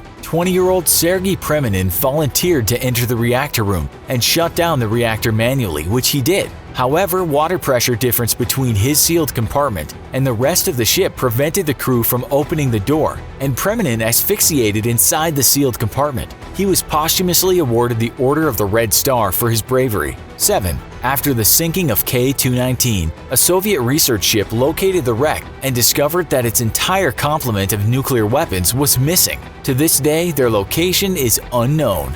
6. During the Cuban Missile Crisis in 1962, American ships located a Soviet submarine near the coast of Cuba and dropped signaling depth charges meant to force the submarine to surface, running too deep for radio communication and thinking that war may have already broken out above them. The 3 senior officers aboard voted to authorize launch of the sub's nuclear weapons in accordance with operating instructions. One officer, Vasily Arkhipov, was the single vote that prevented the unanimous decision required, and thus saved the entire world from nuclear Armageddon. 5. On January 25, 1995, a team of US and Norwegian scientists launched a 4-stage sounding rocket off the northwestern coast of Norway, inadvertently following an air corridor which American ICBMs would use en route to Moscow. The rocket appeared on radar as a US Navy submarine-launched Trident missile, fearing a high-altitude nuclear attack meant to cripple Russian radar in preparation for a full nuclear strike. Russia's nuclear forces went on full alert, and the Russian nuclear football was brought to the Russian President Boris Yeltsin, who had to decide whether or not to immediately launch a retaliatory nuclear strike against the United States. Thankfully for us, he did not. 4. Per U.S. Navy tradition, no U.S. submarine is ever considered lost if it fails to return. It and its crew are still considered to be on patrol. 3. During World War II, 2 New Zealand trawlers came across a Japanese submarine that outweighed them by 1,000 tons. Refusing to back down, the 2 fishing vessels repeatedly rammed the much larger submarine until they beached it, allowing the U.S. to capture it and vital Japanese codebooks. 2. The U.S. Navy operates a secretive submarine base in a remote lake in northern Idaho, where it develops stealth submarine technology far from prying eyes. It's believed that an underground waterway to the ocean allows it to secretly deploy submarines straight to the Pacific. 1. British submarines fly the Jolly Rogers to honor submarine tradition. Stealthy and absolutely deadly, submarines are a Navy's worst nightmare, and the world has seen some very large submarines. But which is the biggest submarine ever built? Join us as we go back to the end of the Cold War to investigate, in this episode of the Infographic Show, the largest submarine ever built. As part of the nuclear triad, submarines represent one of 3 nuclear deterrent forces for a modern nation, the first 2 being land-based ICBMs and nuclear-capable bombers. Their ability to cruise the world's oceans undetected, and, if nuclear-powered, stay submerged for months, makes them the most survivable element of the nuclear triad, almost completely immune to a preemptive first strike. Thus, it's no surprise that both the Soviet Union and the United States invested heavily into their underwater forces. Getting wind in the early 70s of the United States' plans to build a new fleet of ballistic missile subs, specifically the Ohio class, Soviet military planners began drawing up their own plans for an even more formidable nuclear missile submarine of their own.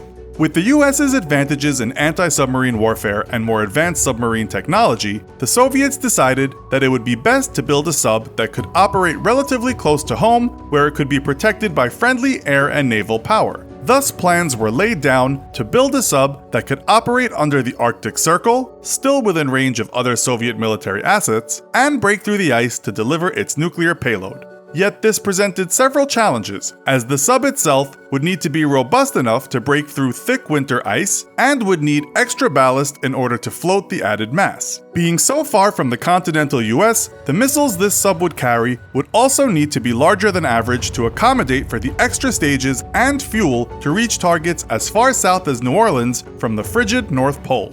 Thus, the Akula, or Typhoon class, was born. An absolute monster of a submarine, the Akula featured reinforced double hulls that could punch through several feet of solid ice and huge ballast tanks to allow it to raise and lower its heavy bulk through the water. At 564 feet, the Akulas were only 4 feet longer than the American Ohio class, but with a beam of 74 feet versus the Ohio's 42 feet, each Akula was nearly twice as wide as their American counterparts. The massive bulk of the Akula class displaced a whopping 48,000 tons, or almost half of the United States' modern USS Gerald R. Ford supercarrier, the largest warship ever built. Each Akula needed all of that extra space in order to fit the massive R-39s, or as NATO designated them, the Sturgeon ballistic missiles. At a whopping 84 tons, each 53-foot-long missile carried up to 10 independently targetable warheads with a variable yield of 100 to 200 kilotons each. With each Akula-class sub carrying 20 of these missiles, it gave them a warhead count of 200 versus the Ohio-class's 192. In just one volley of 10 missiles, a single Akula submarine could strike at 100 targets, delivering a nuclear blast to each 4 to 6 times larger than the bomb dropped on Hiroshima. Though ultimately the Soviet Union ended up building just 6 Akulas, these submarines alone could have devastated every single major American city with bombs left over. With the Americans building 18 Ohio-class subs of their own, if they had partnered with their Akula rivals for a global strike, these 24 submarines working together could have brought the entirety of the world to nuclear ruin, delivering 4,656 nuclear bombs, or between 400,000 to 900,000 kilotons of explosives. Like most nuclear subs, an Akula could technically stay submerged for decades, needing to refuel only once every 20 years or so. Yet the needs of a human crew make this impossible, thus limited by food supplies, an Akula sub could stay under the waves for up to 120 days. By comparison, their Ohio counterparts, with a smaller larder, have a maximum endurance of 90 days before needing resupply. Depth was another area Soviet subs exceeded their American counterparts in, and while this is still a classified figure, it is well known that Soviet subs on average could dive 100 to 200 meters deeper than American subs. Yet while they may have been able to dive deeper, and the Akula could have stayed out at sea for longer, Soviet subs were notoriously noisy and relatively easy for their American counterparts to identify, with one American sonar tech describing an Akula sub as sounding like 2 metal trash cans being dragged through the water. While it was noisier than its American counterparts, it would certainly have been a far more comfortable ship to serve aboard. On any American sub, space is an absolute premium, and a luxury rarely afforded to the crew. Yet the massive Akulas afforded their crews many luxuries absolutely unheard of in the American Navy, to include arcade games, a small pool, solarium, sauna, gym, and common area complete with various plants to help the crew relieve stress. While American submariners often engage in hot bunking, with one crewman sleeping for 12 hours and then giving his bed to another sailor for the next 12 hours, their Russian counterparts were enjoying hot saunas and refreshing dips in a temperature-regulated pool. Most people would have never heard of the Akula class, however, had it not been for Tom Clancy's first novel, The Hunt for Red October. In the novel, a disillusioned Soviet captain attempted to defect to the United States, bringing with them his modified Akula class sub, the Red October. Yet the fictional Red October was less famous amongst elite Soviet military circles than a real Akula-class sub that nearly created a global nuclear disaster. Only recently unclassified, TK-17, one of the first Akula subs built, was ordered out to sea on September of 1991 with the goal of test firing one of its nuclear ballistic missiles. With the Soviet Union on the brink of collapse, the test firing of the monster nuclear missile was meant to signal to the world that the Soviet Union was still powerful and a force to be reckoned with. Yet what followed would mirror the reality of the USSR's political situation. A test missile with inert warheads was loaded onto the TK-17, and the sub made for Arctic waters with the goal of firing the missile so as to impact on Russia's missile range on the Chukotka Peninsula. On September 27, 1991, the sub moved into launch depth and prepared to fire. Yet, instead of boosting clear of the sub and towards the surface, the missile experienced a catastrophic failure of its first stage rocket motor and exploded in its launch tube. With the silo door blown completely off, the launch compartment began to flood, threatening to sink the submarine. Captain Igor Grishkov reacted immediately, ordering the crew to blow the sub's ballast tanks and thus send the boat speeding to the surface. Once above the waves, however, the crew discovered that the test missile's solid fuel propellant had scattered across the upper surface of the sub's missile farm, threatening to explode the 19 live nuclear missiles just inches underneath the hull. Despite the crippling damage already sustained, and not knowing if he would be able to resurface the submarine, Captain Grishkov ordered his crew to dive in an attempt to starve the fire of oxygen. Luckily for them, his plan succeeded, and the sub, along with her 180 nuclear warheads, returned to port safely. Kept secret for over 2 decades, Captain Grishkov never received a medal or other commendation for his extraordinarily brave actions. His quick thinking and willingness to sacrifice himself and his crew prevented what could have become the worst ecological disaster in human history. Unfortunately, Soviet technical expertise did not always match Soviet ambitions, but as the largest submarine ever built, the Akula was an undersea leviathan, and several of its class remain in service. Its deployment in the early 80s took Western military observers by surprise, as they had not expected the USSR to have the ability to build and launch such an ambitious vessel for another decade. With enough firepower to destroy a small country, each Akula still in service remains a formidable deterrent to anyone who would threaten Russia with their own nuclear weapons. On January 23, 1960, the Trieste touched down on the sandy soil at the bottom of Challenger Deep, the deepest part of the Mariana Trench and deepest point in the world. At a depth of 35,815 feet, the Trieste withstood an incredible 1.25 metric tons per square centimeter of pressure, although the single plexiglass window had cracked on the way down, giving American Don Walsh and Frenchman Jacques Piccard a good scare. Yet the Trieste was not a submarine, but rather a bathyscaphe specifically designed to withstand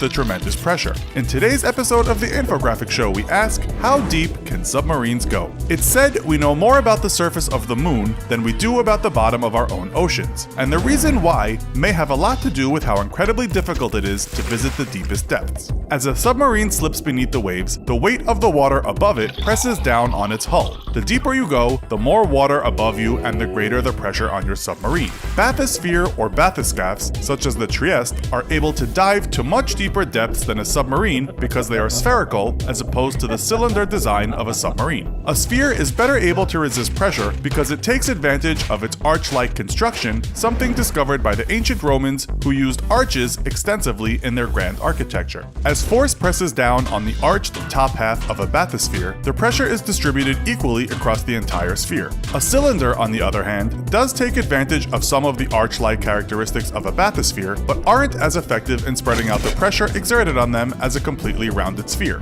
For utility reasons, submarines also must be designed differently so they can hold crew, equipment, and weapons, while a bathysphere is typically limited to only a few square feet of space. The Trieste, for example, housed her crew in only 7 square feet of living space, making for an incredibly cramped 4.5-hour ride to the bottom of the ocean. Submarines are thus far more limited in their cruising depths than a specially built bathysphere, and each submarine has different depth ratings. Oxygen becomes toxic at higher pressures, and humans can suffer extreme physiological effects from high air pressure. As oxygen becomes pressurized, it forms large amounts of superoxide anion and peroxide, which are highly toxic to living cells. While the human body secretes multiple enzymes to protect itself from these effects, under high pressure, the production of these highly reactive species overwhelms a cell's ability to protect itself, destroying the cell. Prolonged exposure to high-pressure oxygen can lead to dizziness, convulsions, and eventually death. Nitrogen too becomes highly toxic to humans at high pressures, inducing nitrogen narcosis or rapture of the deep, which produces a drunken-like state in the victim. Some divers suffering from nitrogen narcosis have died from willingly removing their scuba equipment in their confused state. To protect its crew, a submarine must therefore be able to keep the air inside at a relatively normal pressure, which then creates a massive pressure difference between the inside and outside that its hull must resist. Given operational concerns such as stealthiness and the necessity to effectively engage in combat, submarines are therefore far more limited in their diving ranges than a bathysphere. Typically, each submarine has a design depth which is calculated by engineers who take into account materials available and any new technological developments in manufacturing. From there, the ship's designers calculate how thick the hull must be. A sub's test depth is generally set at 2/3 design depth for US submarines and 4/7 design depth for the British Royal Navy, and is the maximum depth at which a submarine is allowed to operate during peacetime. Operating depth, or never exceed depth, is the maximum depth a submarine is allowed to operate under any conditions, to include battle. Crush depth, or collapse depth, is exactly what it sounds like: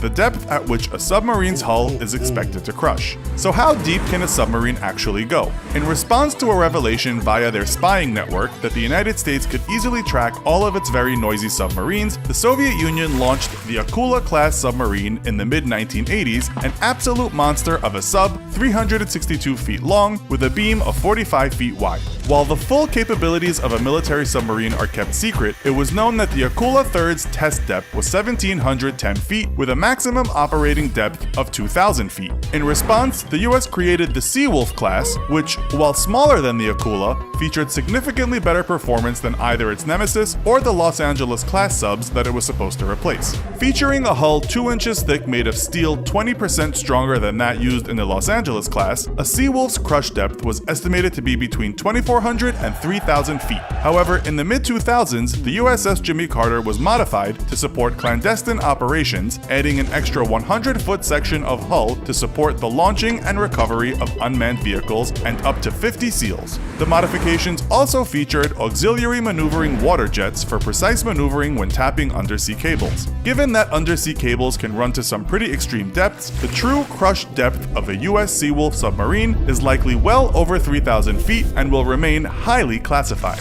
Civilian submarines, however, have dived to much deeper depths. The Alvin class of submarines were made famous as the original model explored the wreckage of the Titanic in 1986. On a secret mission for the US Navy to find and map the wreckage of 2 lost subs, maritime explorer Robert Ballard was granted last-minute permission to attempt to find the wreck of the doomed passenger ship. After a week of fruitless searching, the Titanic was finally discovered at a depth of 2.37 miles beneath the surface. Diving down in his Alvin submersible and accompanied by a remotely operated vehicle, Ballard took many pictures of the famous wreck, and in the years since, other missions to the ship have been successful, to include a dozen dives by American director James Cameron. Small submersibles far exceed the maximum depths of larger military submarines because they don't have to hold as many crew members and can thus take advantage of stronger spherical designs. While modern submersibles may even be capable of reaching the depths of Challenger Deep, none have tried since the famous expedition of the Trieste bathyscaphe.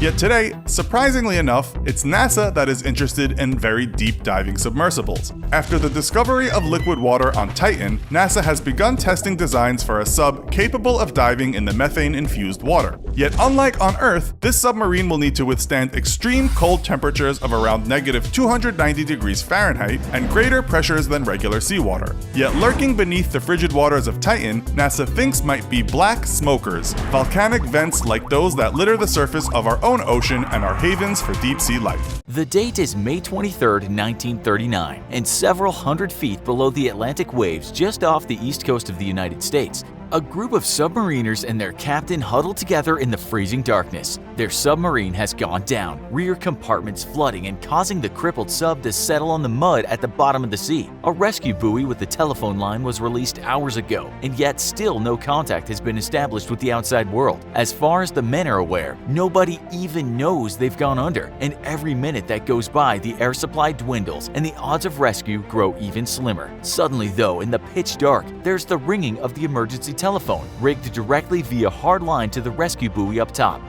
Captain Oliver F. Naquin picks up the receiver, and as he utters a greeting, the line goes dead. Up top, a sea swell has severed the telephone line, leaving the trapped crew cut off from the world and with no idea if rescue will ever come. Between 1921 and 1938, 825 sailors across 18 submarines from various countries all died beneath the waves. The reputation of submarines was so poor that in the US, sailors called it the coffin service. Insurance policies specifically dictated that they would not be paid out if the recipient died in a submarine accident. These underwater tools of war were by far the most dangerous ever created, and yet, as World War I had proven, they could turn traditional naval power on its head. During the First World War, Britain operated the world's most formidable navy and kept the German Navy boxed in on their home ports for the vast majority of the war. Yet German submarines routinely slipped past Royal Navy ships to decimate shipping on the Atlantic, to the point that Britain's economy was put in dire jeopardy. Despite their dangers, navies around the world knew that the submarine was a vital tool of underwater warfare, and those that chose to ignore the use of subs did so only at great peril.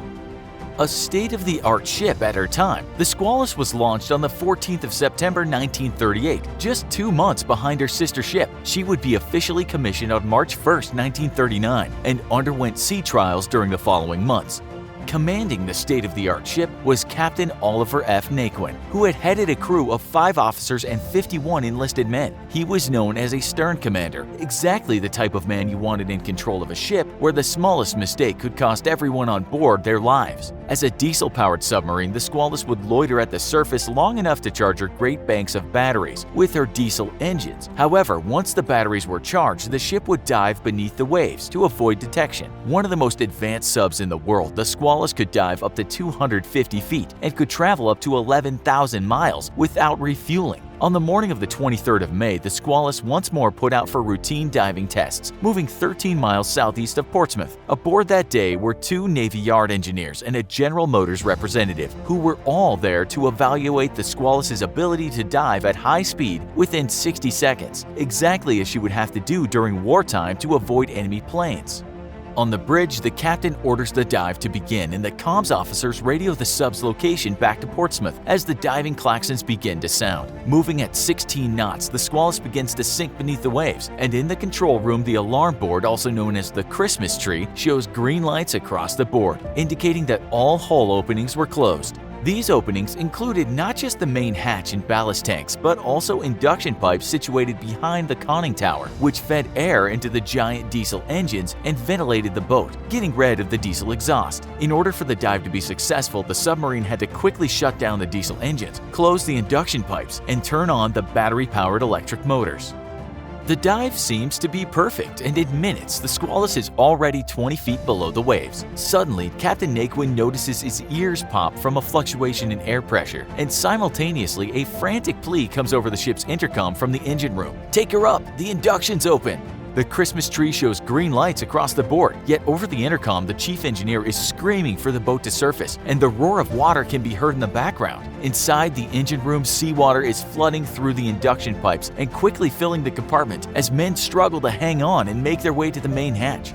A sudden rush of air signals the ballast tanks being blown in an attempt to lift the drowning sub, and for a moment it looks as if it'll work. The sub's descent stops and the ship shudders in place, but then begins sinking again. Suddenly the stern plunges backward at a 45-degree angle, sending sailors tumbling backwards into the freezing water. Those that had made it to the engine room's hatch are thrown back and away.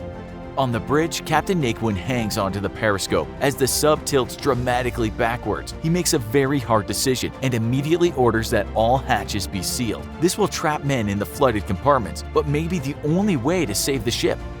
Electrician's mate, 3rd Class Lloyd Mannis, is at his post between the control room and the flooding rear compartments, trying to shove closed the 200-pound door, but the steep angle is making it almost impossible. Suddenly, he hears shouts from the compartments behind him, men screaming for him to hold the door open, but Mannis grunts with effort and slams the door shut, trapping the men behind it. With water already reaching the control room, it is the only choice to make, even if he has just doomed all the men behind that door to death.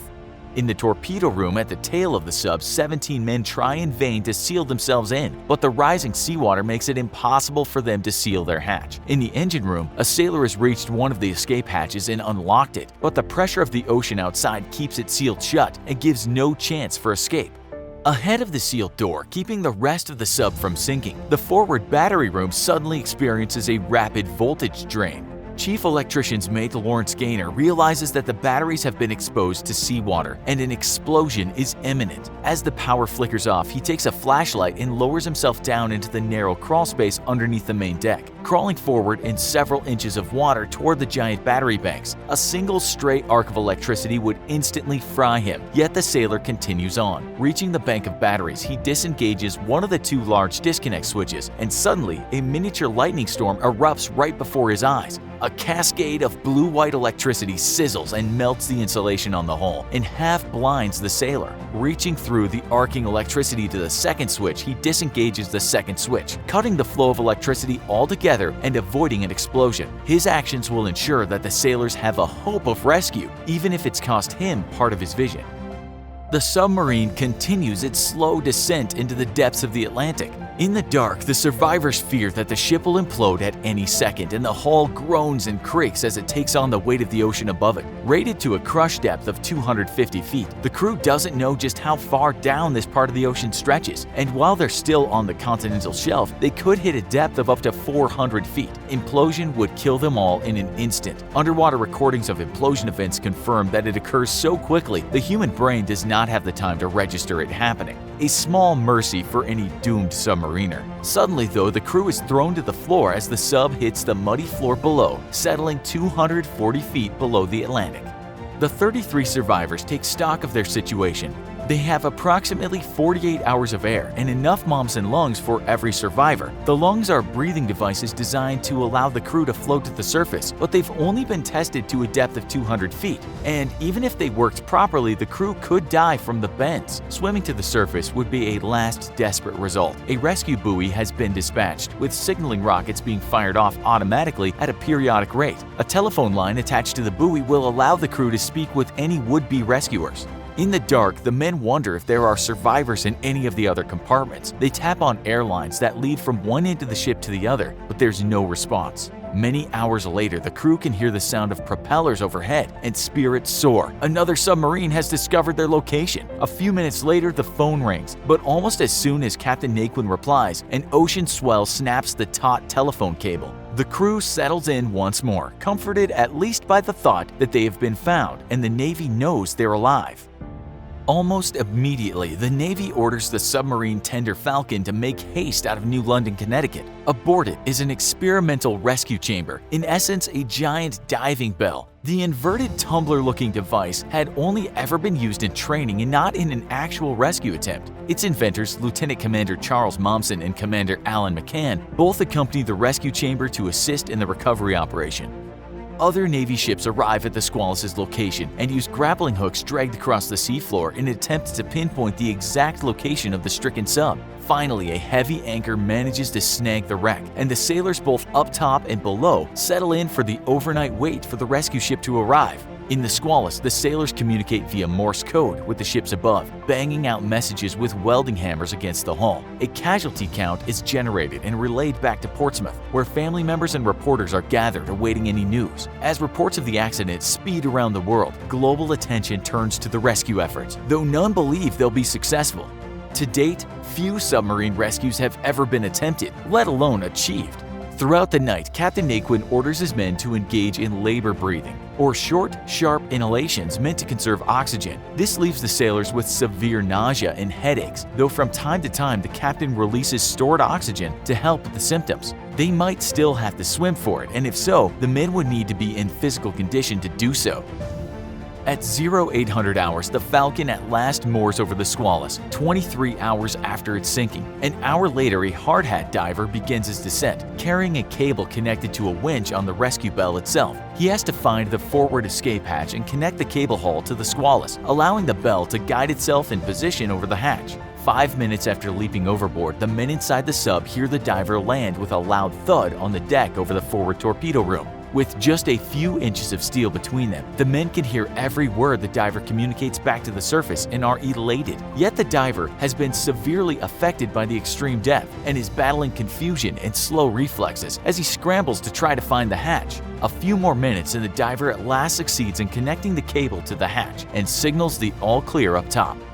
For an hour, the rescue bell makes its slow, steady descent to the Squalus until at last settling gently around the hatch. A rubber gasket seals the chamber to the hatch and water is pumped out. This is the critical moment in the rescue. If the bell has been poorly designed, the airlock could fail, and as the submarine hatch is opened, the extreme pressure will rip the rescue bell free, killing the survivors and the rescuers both. 3 taps on the hatch signals the all clear from the rescue bell, and with a deep breath, Torpedo Man First Class John Mikowski cranks it open. Water splashes down on him, but the seal holds. 3 trips to the surface have already been made and only 10 survivors remain, including Captain Naquin, who insists on being last. Loading into the rescue bell, the bell breaks free of the Squalus and begins its slow ascent. Suddenly, though, the bell jams on its downward cable, immediately straining another cable which runs from the winch on the Falcon up above down to the bell itself. Under the enormous strain, 5 of the 7 strands that weave together the heavy-duty steel cable snap free, and a diver is immediately dispatched back down to the Squalus to cut the downward cable free. Once the cable is cut, though, the crew above decide to let the bell drift back down to the bottom while they decide what to do next, and the bell slowly settles back down on the Atlantic floor. Captain Naquin can't help but chuckle ironically. He's survived a submarine sinking only to possibly die from sinking again on the rescue vehicle. At last, though, the sailors up top decide to pump compressed air into the rescue bell in order to lighten it. Then very carefully the bell is lifted up by hand. Dozens of sailors straining with the steel cable, raising the bell inch by inch from the bottom of the seafloor. 4 hours later, the bell is at last at the surface. A Navy court inquiry concluded that a mechanical malfunction doomed the ship, but exonerated the Squalus crew and singled out Captain Naquin for outstanding leadership during the crisis. 26 men in total died that day, but 33 survived, many continuing to serve aboard submarines, where 4 would die in action during World War II. A sickening groan echoes through the submarine as it descends into the darkness of the ocean. As the vessel goes deeper and deeper, the pressure pushing against its hull becomes greater and greater. At some point, the pressure is too much. The steel and titanium hull collapses, and the entire submarine folds in on itself, consuming anything and anyone inside.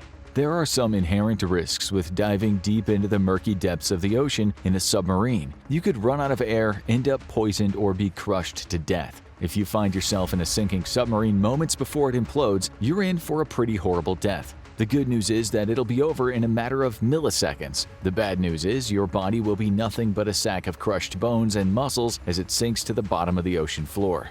A sudden pressure change of about 50 psi, or 3 to 4 times Earth's atmospheric pressure, is enough to cause your body some serious harm. This amount of pressure occurs in around 112 feet or 34 meters underwater. For a submarine, it's not very deep, but as you descend deeper into the ocean, the pressure continues to increase to the point where your ribs would crack, your lungs would rupture, and you would die before you even had the chance to drown. To be clear, your body would only be crushed by a sudden change over 50 psi. If you experienced a gradual change in pressure, your body could withstand around 400 psi, or 27 times Earth's atmospheric pressure. In fact, the record for the world's deepest scuba dive is 1,090 feet, or 332 meters. Unfortunately, the pressure change is not a gradual one when a submarine implodes. Before we get into the gruesome details of death by submarine implosion, we need to understand what an implosion actually is, how a submarine keeps it from happening, and what can cause the catastrophic event. An implosion is the exact opposite of an explosion. When something explodes, a large amount of energy is released and moves in an outward direction from where the initial reaction occurred. An implosion, on the other hand, is when a large amount of force moves inward. For example, when air or water pressure is greater outside of a container than inside, such as in the submarine, the difference in pressure results in an inward force all around the container. This is because pressure and forces in the physical world want to be in equilibrium. In order for this to happen, the pressure inside and outside of the submarine needs to be the same. Hence why the much higher water pressure outside of the sub pushes inward, as the water naturally wants to fill the much lower air pressure within the submersible. Just to give you a better idea of how much pressure there is deep in the ocean, let's run through some scenarios. Right now, if you're watching this video at sea level, there is 14.7 pounds per square inch of air pressure pushing against you on all sides. This is also known as 1 atmospheric unit, or ATM. If you're high up in the mountains, the air pressure is slightly less, as there's less atmosphere pushing down on you. If you are in a deep, deep hole, the pressure pushing down on you would be slightly higher than the 14.7 psi, as there's more atmosphere above you than at sea level. Since our bodies and every living thing that lives on land evolved to withstand that amount of pressure, it's not a big deal. This is because the fluids in your body are pushing outward with the same amount of force as the atmospheric pressure is pushing inward. However, as you descend deeper underwater, this pressure increases. This is because you now have the combined weight of the atmosphere and all the water above you pushing down on your body. With each foot or meter you descend underwater, that much more weight pushes down on you. So, what exactly does this mean? If you're under a few feet of water, your body won't register much of a pressure change. This is because there's just not that much additional weight pushing down on you. However, if you descend to a depth of around 33 feet, around 10.06 meters, the amount of water pushing on you is comparable to the pressure the atmosphere exerts on your body. This means that you would now have approximately 29.4 psi of pressure pushing inward on your body, or 2 ATM. This pattern continues every 33 feet or 10 meters as you go. At 100 feet or 30.5 meters, you have just over 3 ATM or 44 psi of pressure pushing against your body. This would be like having 4 1-gallon sized tins of paint pushing on every square inch of your body. The fluids inside of you would still be able to push outward with the same amount of force, but as you descend even further, the pressure will eventually become too great and your bones will begin to break. An Ohio-class nuclear submarine has an operational depth of 984 feet or around 300 meters. However, these vessels can reach 1,640 feet or 500 meters if circumstances call for it. Now let's assume you're on an Ohio-class sub at operational depth. The pressure pushing against the hull at 984 feet is 410 psi, or 30 times the pressure of the atmosphere pushing against you at sea level. If the hull gave under this pressure, 410 pounds or 186 kilograms of water would push inward on every inch of the sub's hull until it imploded, and the 1 ATM on the inside of the vessel equalized with the 30 ATM on the outside of the vessel. This would happen instantaneously and would crush pretty much anything inside the sub except for dense metals. However, for the adventurous, there are subs that can descend much deeper than the 300 meters below sea level. Recently, the Titan submersible was lost while heading to view the Titanic wreckage at the bottom of the Atlantic Ocean. Several submersibles have made this journey. The first crewed expedition was conducted in 1986 aboard the DSV Alvin. Alvin descended to a depth of approximately 12,500 feet or 3,810 meters. This means that the pressure pushing inward on the vessel was about 5,600 psi or 381 ATM. A sudden catastrophic failure resulting in an implosion at this depth would leave very little but mangled pieces of the hull behind. This is what happened to Titan, which we'll look at later on. Interestingly, there are animals that have no problem surviving the crushing pressures deep in the ocean. For example, most whales can dive to extraordinary depths where the pressure would pulverize a human, and even some submersibles. Sperm whales descend over 7,000 feet or 2,134 meters below the ocean surface to hunt for giant squid. This means that their bodies experience over 3,100 psi of pressure, or approximately 213 ATM, before surfacing for another breath of air. Whales are able to dive to extreme depths thanks to the flexibility of their bodies. Their ribs are surrounded by loose, flexible cartilage that allows the skeleton to safely collapse and expand as needed. This prevents the whale's bones from snapping. Human skeletons, on the other hand, cannot withstand anywhere near the amount of pressure a whale can. This is one of the reasons why we're limited to diving just a few hundred feet under the water. When the hull of a submarine fails, all of the water pressure that is pushing inward instantaneously equalizes as water fills the space where the hull once had been, destroying anything that can't withstand the massive and instantaneous pressure change, such as a human body. But what does this look like, and how painful would it be to be crushed in a submarine implosion? Before we answer these questions, let's figure out how a submarine works and how it's able to withstand the massive pressure of the depths of the ocean. On a basic level, all submarines use air and water to control their buoyancy and allow the vessel to rise or sink in the water. When a submersible needs to rise to the surface, the sub's ballast tanks fill with air, reducing the vessel's density and making it more buoyant. This allows the submarine to overcome the force of gravity pulling the ship downward. In order to dive deeper, these ballast tanks are purged of air and filled with water. This causes the submarine to become denser and less buoyant, resulting in it sinking. If a submersible's crew wants to remain at a certain depth, the ballast tanks need to be filled with the right proportions of water and air to make the vessel neutrally buoyant. This prevents the sub from rising or sinking. Implosions of submarines have occurred in the past when vessels were damaged and couldn't feed air into the ballast tanks. This resulted in the submarines descending deeper and deeper. Every vessel has its breaking point where the water pressure becomes too great, and the frame starts to bend or collapse. When this happens, the submarine implodes. But there are other major concerns aboard a submarine other than just catastrophic failures. The only reason that a submarine implodes is that the pressure on the inside of the vessel is significantly lower than the pressure on the outside. However, this is also what allows the crew of a submarine to survive while inside the hull. If the inside pressure is equalized with the pressure outside of the submarine as it descended, an implosion wouldn't be possible because there would be no sudden change in pressure. Hence, why ships resting deep on the ocean floor aren't just crumpled balls of metal, but still maintain their shape and structure. As a sinking ship descends downward, water floods every compartment, equalizing the pressure inside and outside of the ship. Unfortunately, that kinda defeats the purpose of a submarine. A much lower pressure must be maintained inside the submersible than outside so the crew can breathe and aren't crushed to death. The air we breathe isn't just oxygen, which means that the air inside a submarine is a mix of several gases. An average breath is made up of about 78% nitrogen, 21% oxygen, 0.94% argon, and 0.04% carbon dioxide. This is more or less the composition of the air aboard a submarine. When we exhale, the air released from our lungs contains around 4.5% carbon dioxide, which is a byproduct of the processes that keep us alive, such as cellular respiration. What all this means is that submarines have complex systems to allow the occupants on board to breathe and not be crushed. This also means that an implosion is not the only thing you have to worry about if you're deep underwater in a submersible. Oxygen needs to be constantly replenished so you don't suffocate, and carbon dioxide must be removed so you aren't poisoned.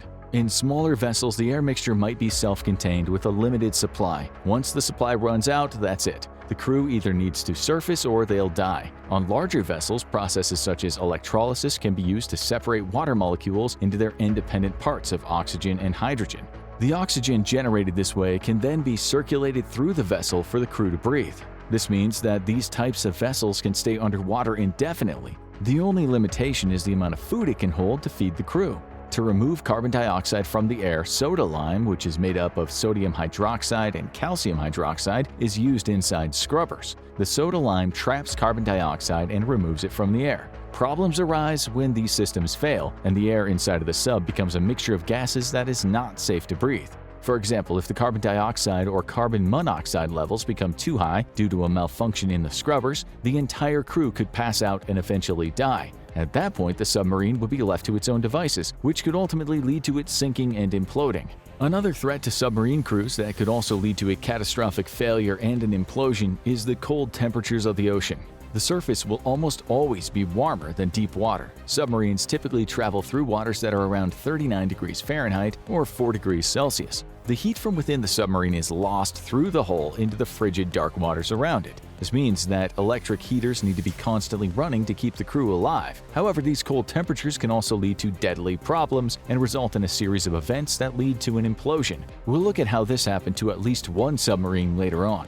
The complex systems within a submarine mean that any number of things could go wrong. There are many ways to die deep under the waters of the ocean. Suffocation is one. Freezing to death is another. Both of these would be terrible ways to go. They would take time to kill you while you looked into the blackness of the sea praying for someone to rescue you. An implosion, on the other hand, would occur in milliseconds. You would be crushed to death long before your brain could even register something was wrong. So although death by submarine implosion would be a horrible way to go, it would be somewhat merciful as there would be no suffering. One moment, you'd be alive, and the next, there would be practically nothing left of you. Now, let's go examine some of the submarines that have imploded in the past and what happened to their crews. There were no survivors in each one of these tragic events. The reason for this is that if a submarine implodes, there's zero chance anyone could survive. Their bodies would have been instantly annihilated by the pressure change, and anything that did remain would sink to the bottom of the ocean. In 1963, the nuclear-powered Permit-class submarine USS Thresher and its crew suffered a gruesome fate in the depths of the Atlantic Ocean. On April 9th, the Thresher began dive trials off the coast of Cape Cod after it had been refurbished and outfitted with new components. At 7:47 a.m., the submarine descended to a test depth of 1,300 feet or 400 meters. The crew began to inspect the ship for leaks or any other malfunctions and found none. Later in the dive, one of the pipe joints on the ship ruptured either due to pressure or faulty installment. This leak occurred in the engine room, and soon after it started, the compartment began to fill with mist. The captain was informed of the leak and would have made the decision to blow the ballasts and rise to the surface. The pressurized air in the pipes instantly began to cool and condense, leading to moisture freezing in the pipes and stopping the flow of air to the ballasts. The water leaking from the faulty pipes likely came into contact with wiring and electronics that then caused them to short circuit, leading to an automatic shutdown of the submarine's reactor. As a result, the submarine lost propulsion and could neither steer toward the surface nor fill its ballast tanks with the air necessary to increase buoyancy. The commander likely ordered propulsion to be shifted to the emergency battery-powered backup system. The crew rushed to get the leak contained and then would have begun to restart the reactor to get the main power back online. This process would have taken at least 7 minutes once it was initiated. At around 9:13 a.m., the commander of the vessel used the underwater telephone to transmit a message to a naval craft on the surface that was there to assist if anything went wrong during the trials. The message was garbled, but the words "experiencing minor difficulty, have positive up angle attempting to blow" could be made out.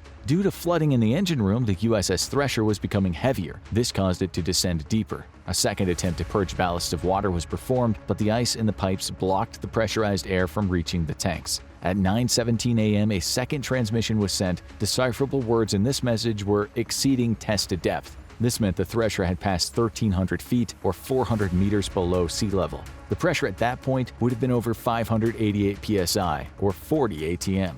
1 minute later, the naval ship on the surface detected a high-energy, low-frequency noise. This was the sound of the USS Thresher imploding, killing all 129 crew members on board instantly. The submarine most likely suffered a catastrophic failure due to the high pressure at a depth of around 2,400 feet or 730 meters, which was around 400 feet or 120 meters below the vessel's maximum depth. The pressure pushing inward on the submarine was 1,073 psi, which was 73 times greater than the pressure on the inside of the vessel. Everyone inside the sub died within a tenth of a second after the submarine imploded.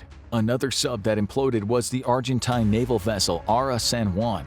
This submersible was a TR-1700 class diesel-electric submarine. On November 16, 2017, the submarine and its 44 crew members went missing in the San Jorge Gulf. Argentina, Brazil, Chile, Uruguay, Russia, the United Kingdom, and the United States all sent vessels to aid in the hunt for the missing submarine. After 2 weeks of searching, no sign of the San Juan or its crew had been found. The search turned from a rescue mission into a salvage operation.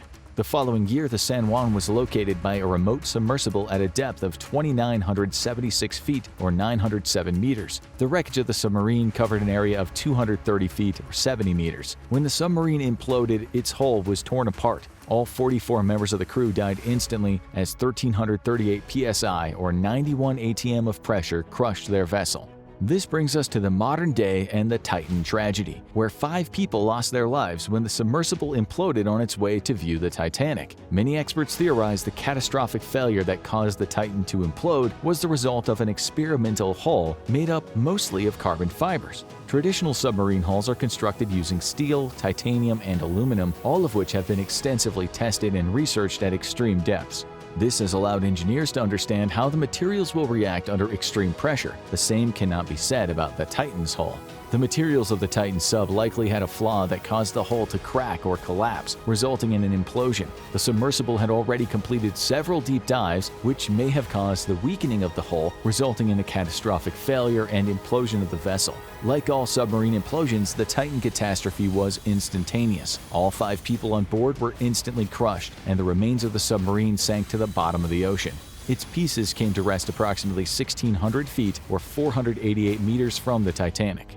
All human constructs are bound to have flaws. Submarines are no different. Suffocating to death or drowning would be a terrible way to go. However, there is something truly terrifying about being alive 1 second and having every bone in your body crushed to dust in milliseconds. This would be a painless death, but it would leave very little for your loved ones to mourn over after you were gone. Submarines haunt the dreams of sailors around the world. Secretive, stealthy, and able to strike from out of nowhere, they remain the greatest threat to surface ships. Thankfully, submarines are limited in just how fast they can move, typically with a top speed of 29 miles per hour, which is well short of a typical destroyer's top speed of 40 miles per hour. Lagging behind their potential prey, submarines must typically intercept their targets or lurk in sea lanes and wait for an enemy to stumble into them. But what if subs could move much faster than they currently do? Hello and welcome to another episode of the Infographic Show. Today we're taking a look at supersonic submarines, the US Navy's new superweapon.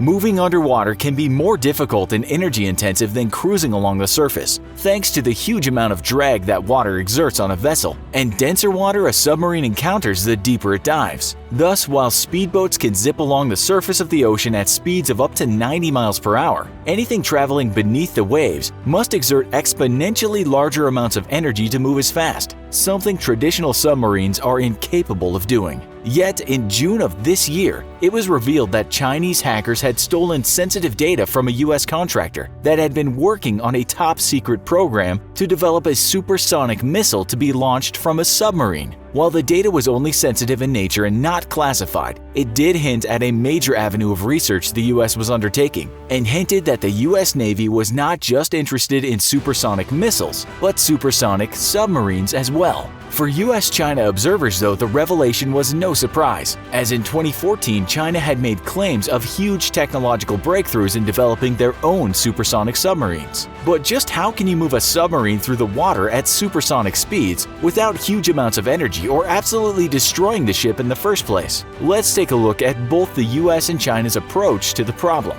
The US proposal involves doing something called supercavitation, a technology that the Soviet Union developed in the 1960s for superfast torpedoes. The Soviet approach to moving a torpedo at hundreds of kilometers an hour was to add a special segment to the nose cone of a torpedo filled with pressurized gas. That gas in turn is ejected at extremely high pressures and creates a bubble around the torpedo. A rocket motor rather than a traditional propeller then pushes the torpedo along. And since it's avoiding drag from the water, the torpedo could reach incredible speeds. The design was a success, but because of the need to maintain a gas bubble, the range of the torpedo was only a few miles. By scaling the technique up dramatically, the US hopes to cocoon an entire submarine in a gas bubble, and then use the powerful rocket motors to blast across the ocean at speeds faster than sound. The physics involved showed that the concept could work, and already does at smaller torpedo scales. Yet so far, the US has been unable to overcome several obstacles, one of those being the difficulty in maintaining the integrity of a large enough bubble around the submarine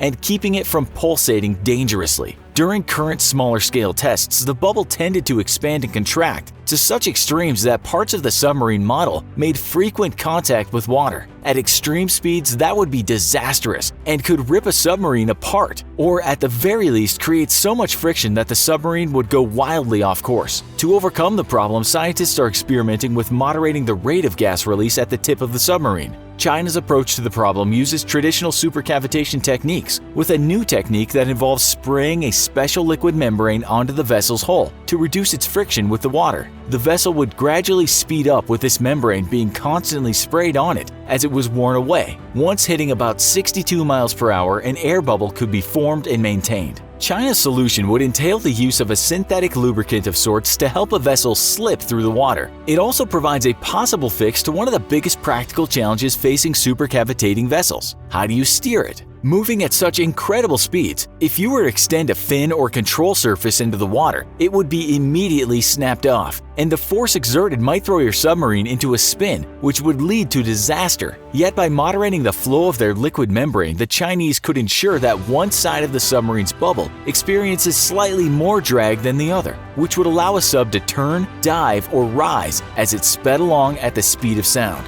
If it truly works, it would be an elegant solution to one of the biggest practical hurdles facing this entire concept. Yet a supersonic submarine would not make for a very good offensive weapon, as submarines are in fact extremely vulnerable assets whose best defense is stealth. A submarine crossing the ocean at supersonic speeds may be able to get from San Francisco to Shanghai in 100 minutes, but it will generate so much noise that even a deaf sailor would hear it. That would make a supersonic sub extremely easy prey for surface anti-submarine ships or other hostile attack subs. That's why the technology will likely not be used for offensive purposes, but rather for logistical ones. Supersonic subs that could cross the Pacific in just over an hour would be ideal for quickly moving personnel and resources to conflict areas, and would be incredibly appealing for the US, which faces the prospect of coming to the aid of its NATO allies in Europe in case of war against Russia. For decades, Russia has counted on the fact that in the case of war, it might be able to force a ceasefire favorable to its interests by quickly overwhelming European defenders and then digging in before the bulk of US forces could arrive weeks later from America. Faced with the prospect of a difficult war against an entrenched enemy and the massive civilian casualties it would cause, NATO might be more inclined to simply acquiesce to part of Russia's demands, rather than wage a very costly war. Yet a supersonic underwater transport vehicle could change all of that by giving the US the ability to move large amounts of personnel and equipment across the Atlantic in a matter of hours. That would make a US buildup possible in days rather than the weeks it would currently take to ship American attack helicopters and armor across the ocean. Such a fast transport system would also give US leaders a capability they have dreamt of for decades: the ability to put boots on the ground nearly anywhere in the world within hours. As one US military officer once noted, the ability to place a company of US infantry anywhere in the world within a few hours would stop a lot of wars before they started. Supersonic submarines could be revolutionary tools for any nation's navy, yet the technical challenges are formidable, and it's unlikely that they'll be overcome anytime soon. Some worry that pilfering of US secrets by China may erode the US's military edge over its potential adversary, but the continued theft of low-level secrets by Chinese hackers merely points at a culture that is more adept at trying to steal revolutionary new technologies than to invent its own, something that would be of serious concern for Chinese military planners.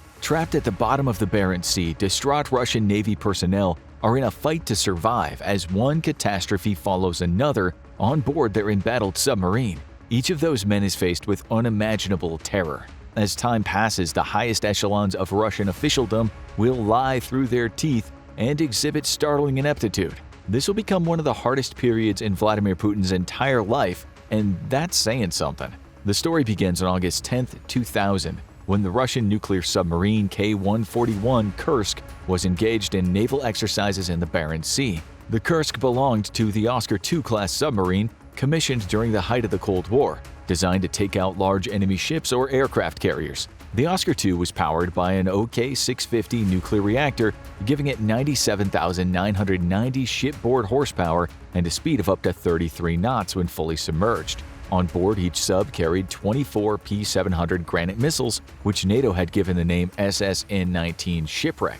Shipwreck indeed. These things were 33 feet long, weighing 15,400 pounds, capable of Mach 1.6 speeds, with a range of 388 miles. They could carry conventional high-explosive warheads, but also a 500-kiloton warhead, enough to turn any American ship to dust. These subs were a grand achievement for the Soviets and a major threat to the US Navy. The Kursk was first launched post-Cold War in 1994, but due to a lack of funds for fuel, it rarely saw any action, despite it being one of Russia's most outstanding military machines. The Kursk was so big, as long as 2 jumbo jets, that there were staterooms for each senior officer. The crew, who back then were paid peanuts if they were paid at all, could enjoy a gymnasium. Although, unlike the giant Typhoon class, there was no sauna or solarium for those long deployments beneath the sea. Still, the Kursk was a massive piece of machinery, complete with 10 separate compartments that could be separated in case something awful should happen. Like the Titanic, the Kursk was called unsinkable, but also, like the Titanic, it definitely was sinkable. In 1999, it was deployed in the Mediterranean Sea with the task of monitoring the United States 6th Fleet that was responding to the crisis in Kosovo at the time. But for the most part, the Kursk remained unemployed, which meant time gathering dust and crews unable to gain experience on it. In 2000, the Kursk was once again asked to perform. That was after a decade out of action. Not counting that short Kosovo deployment, it was time to take part in a large-scale naval exercise, which the Russians named the Summer X exercise, the biggest naval exercise for many years, costing millions of dollars. It would include 30 Russian ships, including the aircraft carrier Admiral Kuznetsov and the battlecruiser Pyotr Velikhetya. Unknown to the Russians, monitoring the exercise were 2 American submarines, the SS Toledo and the SS Memphis, along with U.S. surface ships and U.S. and Norwegian aircraft monitoring from the skies. The crew on the Kursk was said to be the best in Russia's northern fleet, manning a submarine that was fully armed with granite missiles and torpedoes and was to make a simulated attack on the Kuznetsov. There were no nuclear weapons on board, however. The Kursk's personnel consisted of Captain First Rank Gennady Pilyuchin, along with 111 crew members, 5 officers of the 7th SSGN Division headquarters, and 2 designers. The first day, the 10th, went fine. The Kursk launched a granite missile armed with a dummy warhead. The mission was a success. On the 12th, the plan was to launch more dummy torpedoes, but this time at the Velikhetya. At about 8:51 a.m., from the flagship Peter the Great, Fleet Admiral Vyacheslav Popov, commander of the Northern Fleet, radioed the Kursk to fire the torpedo. The last word Popov said was good. The launch was good to go. That was the last time the Kursk radioed anyone, although it wouldn't be the last communication from the Kursk. At 11:28 a.m., there was an explosion. The USS Memphis, still monitoring the exercise, picked up the explosion, which was soon followed by a second larger explosion. The explosions rocked the entire exercise area, especially the second one. Our Norwegian seismic monitoring station recorded both. The Pyotr Velikhetya, the 28,000-ton battlecruiser, shook at its rudder. That second explosion had measured a 4.2 on the Richter scale, so it was in fact recorded all over Europe. It was about 250 times more powerful than the initial explosion, powerful enough that seismic stations in Canada and Alaska also recorded the shockwave. The Russian submarine, the Karelia, was also monitoring the exercise and felt the shockwaves. It was obvious to the Americans and the Norwegians that something serious had happened, but for the moment the Russians weren't overly concerned. The shockwaves were reported to top military brass, but at first these reports were ignored. There was radio silence, but Popov, who was accustomed to breakdowns of communications equipment, wasn't worried just yet. As time passed and radio silence remained, his concern grew. The Northern Fleet headquarters sent another radio message to Kursk. Report your coordinates and operations. No answer. The Russians then dispatched a helicopter to see if the submarine had risen to the surface, but reported back negative. At 6:30 p.m., the Russians set up a search and rescue post. Soon after, 2 IL-38 searching aircraft were also dispatched, returning sometime later to the airfield, having not seen anything. The Russians still had no idea what had happened, but they were now more than a bit concerned. Captain Alexander Teslenko, who was in charge of Russia's search and rescue mission, ordered the Mikhail Rudnitsky to be dispatched to look for the Kursk. This was a 20-year-old lumber carrier that had been converted for submersible rescue operations. The Rudnitsky was equipped with 2 AS-32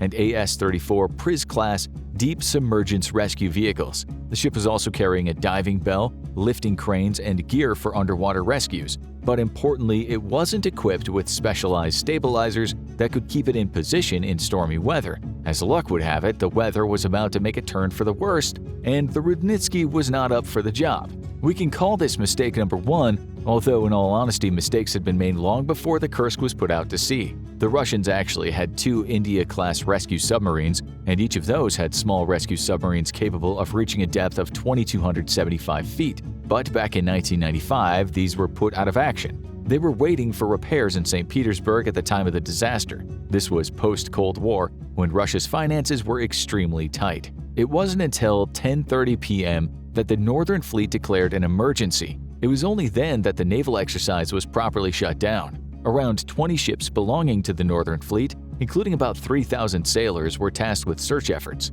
All of this was fastidiously recorded. One log tells us, 7 p.m., 0.8 kilograms of delicacy canned food, cod liver in its own juice, was issued to the officers' war room. Rescuers started watching artistic videos. It was only the next morning at about 7 a.m. that Popov had told the Kremlin that they had a possible catastrophe on their hands. The vessel had been found on the seabed, but it wasn't certain if the men were alive in it. The Minister of Defense, Igor Sergeyev, told Vladimir Putin that Sunday morning, but informed the new boss that he shouldn't go to the disaster site. This is where things got strange. The Russian Navy commander, Admiral Vladimir Kuryadev, said at one point that there had been signs of a big and serious collision. Kuryadev later admitted the chances for a positive outcome are not very high. But collided with what exactly? The U.S. Department of Defense, which as you know had been monitoring the exercise, stated that there was no indication that a U.S. vessel was involved in the accident. The U.S. believed there had been an explosion, but it couldn't be ascertained what had caused it. Even though the Russians knew this was now potentially a large-scale catastrophe, Popov spoke to the public that Sunday and called the mission a resounding success. He almost certainly knew at the time that something resoundingly cataclysmic had happened. In reports that followed, the public heard that there had been some minor technical difficulties, but everyone on board is alive. No one knew that, however. Like Chernobyl many years earlier, the Russian bigwigs were keeping this under wraps for as long as possible. It was only on Monday that the Russians publicly admitted that the Kursk was in serious trouble, but even then, the families of the men on the ship were not told anything that resembled the truth. They were also told that the accident happened on Sunday when it happened on Saturday. Attempts to reach the sub were aborted many times. At this point, the Americans, as well as France, Germany, Israel, Italy, Norway, and Britain, all believed something grave had happened. When they contacted the Russians, they were told the rescue was going fine. Russia refused any assistance. The Russian public certainly didn't want to hear about this, as 118 fine young men were potentially sitting on the seabed 354 feet down. The weather got even worse, so the search was hampered by poor visibility. There was still some hope, although by now the wives and relatives of the men were hearing horrible rumors. They weren't getting the truth from the government or the Navy, but word was getting around that their loved ones on that sub were never coming back. The news was getting out to Russian journalists who were using every trick in the book to get their story, bribing officials and even pretending to be part of a rescue team. The families kept being told that all attempts to save the men were being made, but what they weren't being informed about is that many attempts to get the sub were being botched. The equipment wasn't good enough for the job. The bad weather was also playing a big part in making things much harder. At times, the diving bell was thrown around by powerful undersea currents. Things went from bad to worse. One time, one of the rescue vehicles was broken when it was being loaded back into the ship. It was a nightmare scenario for all involved. On further attempts, even when they could get to the sub, they couldn't attach the diving bell. Time was running out. It was estimated that the men on the submarine could possibly have enough air until the 18th.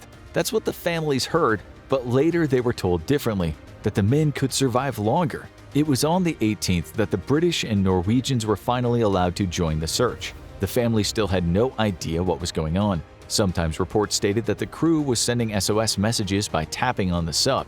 Hearing the little taps of SOS messages were coming from the Kursk was about the best news relatives had in days. But were those knocking sounds men or something hitting the sub from the outside? On the 19th, the Norwegian ship named the Normand Pioneer arrived on the scene carrying the British rescue submarine LR-5. Both the Norwegians and the British complained that the Russians were making their job harder. Vice Admiral E. Skorgan of the Norwegian Navy told a newspaper from time to time the information given to the Norwegian side was so inauthentic that it threatened the safety of the divers. At one point, the Russians discharged the Brits from the operation altogether, which Paddy Heron of the British team said was repugnant. The Russians were still embracing the secrecy of the Cold War in the year 2000, yet the relatives of the crew heard nothing of this. The Russians said the Brits and Norwegians were making the job impossible. The mood changed on Monday, August 21st at 7:45 a.m. when a Norwegian rescuer opened the upper door of an emergency hatch. He saw no people in the airlock. At 1 p.m., the hatch of the airlock was opened. The sub was completely flooded, and when the divers opened one of the compartments, they found dead bodies scattered everywhere. There were no signs of life anywhere they looked as they checked other compartments. Admiral Popov and Vice Admiral Skorgan had to accept the truth: everyone was dead. At 9 p.m. that night, the Military Council of the Northern Fleet officially reported the loss of all the crew. The families were informed, wives and children wept, but many were angered on how this whole operation had gone down. What they'd been told didn't make sense. Popov appeared on Russian TV and took off his cap, telling the cameras, "Forgive me for not saving your sailors." It still wasn't exactly certain who had died on the sub. Not all the names had been announced, although sneaky journalists bribed officials again, and soon the names appeared on TV. The Russian Federation asked Norway for further help with the removal of the sailors' bodies. The bodies of the dead were to be removed through 8 special holes that were made in the hull. Norway's Stolt Offshore Company signed a contract for between $5 to $7 million, because this was not going to be an easy operation. While they were in mourning, the relatives of the deceased heard more lies. Most of them were soon taken by the passenger ship Klavdia Yelenskaya to the scene of the incident and informed that absolutely all of the information and the condition of the site was made available to foreign specialists. That wasn't true in the least. The question was, had those foreigners been tasked with the job earlier, would they have found living humans on that sub? Had Russia's stalling cost lives? If it had, the Russian public would have crucified the military as well as the government. Military bigwigs were accused of incompetence. Instead of offering apologies, one of the generals called the journalist traitorous and the Navy personnel who'd spoken to them scum. This was a bad time for Russia and for Putin. In a poll, 60% of Russians said the disaster hadn't changed their support for him, but 27.8% said the disaster had diminished their support for him. Losing almost a third of your voter base in a matter of days isn't exactly great for a political leader. Putin soon discovered that his own military had misled him, something he would take out on them in the weeks to come. For now, he had to save his own face, and he did that by offering what the US reported was an unprecedented compensation package to the close relatives of the deceased. This amounted to an apartment and 720,000 rubles, or $26,000. All of the dead were honored with the Order of Valor, while victims got other goodies such as free telephone services and electricity. This was exceedingly generous, given the men were on about $600 a month, and as we mentioned before, many of them hadn't been paid in a while. Even with his public relations save, Putin struggled to wipe the pie from his face. Russia looked bad in the eyes of the world. He looked bad. The military looked totally incompetent. No amount of free phone calls was going to clean up this mess. Some of the widows were suspicious of the kindness. One widow told the press, "We get a lot more than Chechen widows, 10 times more. The Russian government doesn't give money out like that for nothing. There must be something they're trying to hide. They must feel guilty." Indeed, that question again emerged. Could those men have survived if the Russian Navy hadn't been so incompetent, or their equipment had been better, or more importantly, had Russia allowed the UK and Norway to help earlier in the rescue? Just how fast had those guys died, and what had killed them exactly? Just before we tell you this, you should know that what people were saying had happened prior to an official investigation. Of course, there were some wild theories in Russia and also in the West. The main hypothesis was a collision, and less so the sub hitting a World War II-era mine. Russian officials clung to the collision theory. Some other officials wondered if NATO had struck the sub. And the odd armchair expert believed that a mass poisoning on board or a new secret Russian weapon hitting the submarine led to the disaster. Some even speculated that it was a UFO attack. It seemed Russia was going with the collision story at first. On August 24th, the Russian main office of military prosecutor started proceedings against whoever had caused the accident. This was according to a clause 263.3 of the Russian Criminal Code, which related to violation of safety traffic regulations on railway, air, or water lines, entailed on carelessness, death of 2 or more persons. Guilty parties could be sent to prison for 4 to 10 years. The officials involved in these proceedings were all under the hammer, so it suited them that a collision rather than equipment faults and their incompetence had killed those men. The worst thing about this investigation was that they led it, their own hand-picked team. Outside investigators were persona non grata. It was high stakes for President Putin, too, faced with what the Washington Post called the first major political crisis of his presidency. These were the days when the US media actually liked Putin, a man some said that the US could do business with. For Putin, only 4 months into his presidency, this was life or death. He'd been roundly criticized for choosing to stay at a seaside resort at the start of the chaos, a public relations nightmare for a president when your country's in the middle of a disaster. When Putin did finally meet with about 350 relatives of the crew, journalists were not invited. Although some pretended to be relatives, many of the real relatives screamed at him, their eyes filled with tears and their mouths firing off every curse word under the Russian sun. It looked as though they were going to beat the hell out of him. They screamed, "Who killed our boys? Who will be punished?" Putin was under some serious pressure. One woman, Nadezhda Tylik, who was the mother of Kursk submariner Lieutenant Sergei Tylik, was absolutely enraged. She screamed at Putin and the other officials, "You better shoot yourselves now, we won't let you live." A nurse then sneaked up behind her and injected her with a sedative. This also became a controversy for Putin. At first, Nadezhda's husband claimed he'd asked the nurse to do that because she, his wife, was prone to excessive emotions. A few months later, Nadezhda told the truth. She said her husband had lied. He hadn't asked anyone for help. The nurse was part of the official gang. Nadezhda told the press, The injection was done to shut my mouth. Immediately after it, I just lost the ability to speak and was carried out. She later told the St. Petersburg Times that Putin did not know how to respond to their questions. She added, "They told us lies the whole time, and even now, we're unable to get any information." The Western media picked up on the incident, saying it harkened back to the Cold War days. The Russian response was that it was nothing out of the ordinary. Regarding the Cold War-style injection, the Times newspaper in Britain was told by Russian officials, "We are simply protecting the relatives from undue pain. It was for her own protection."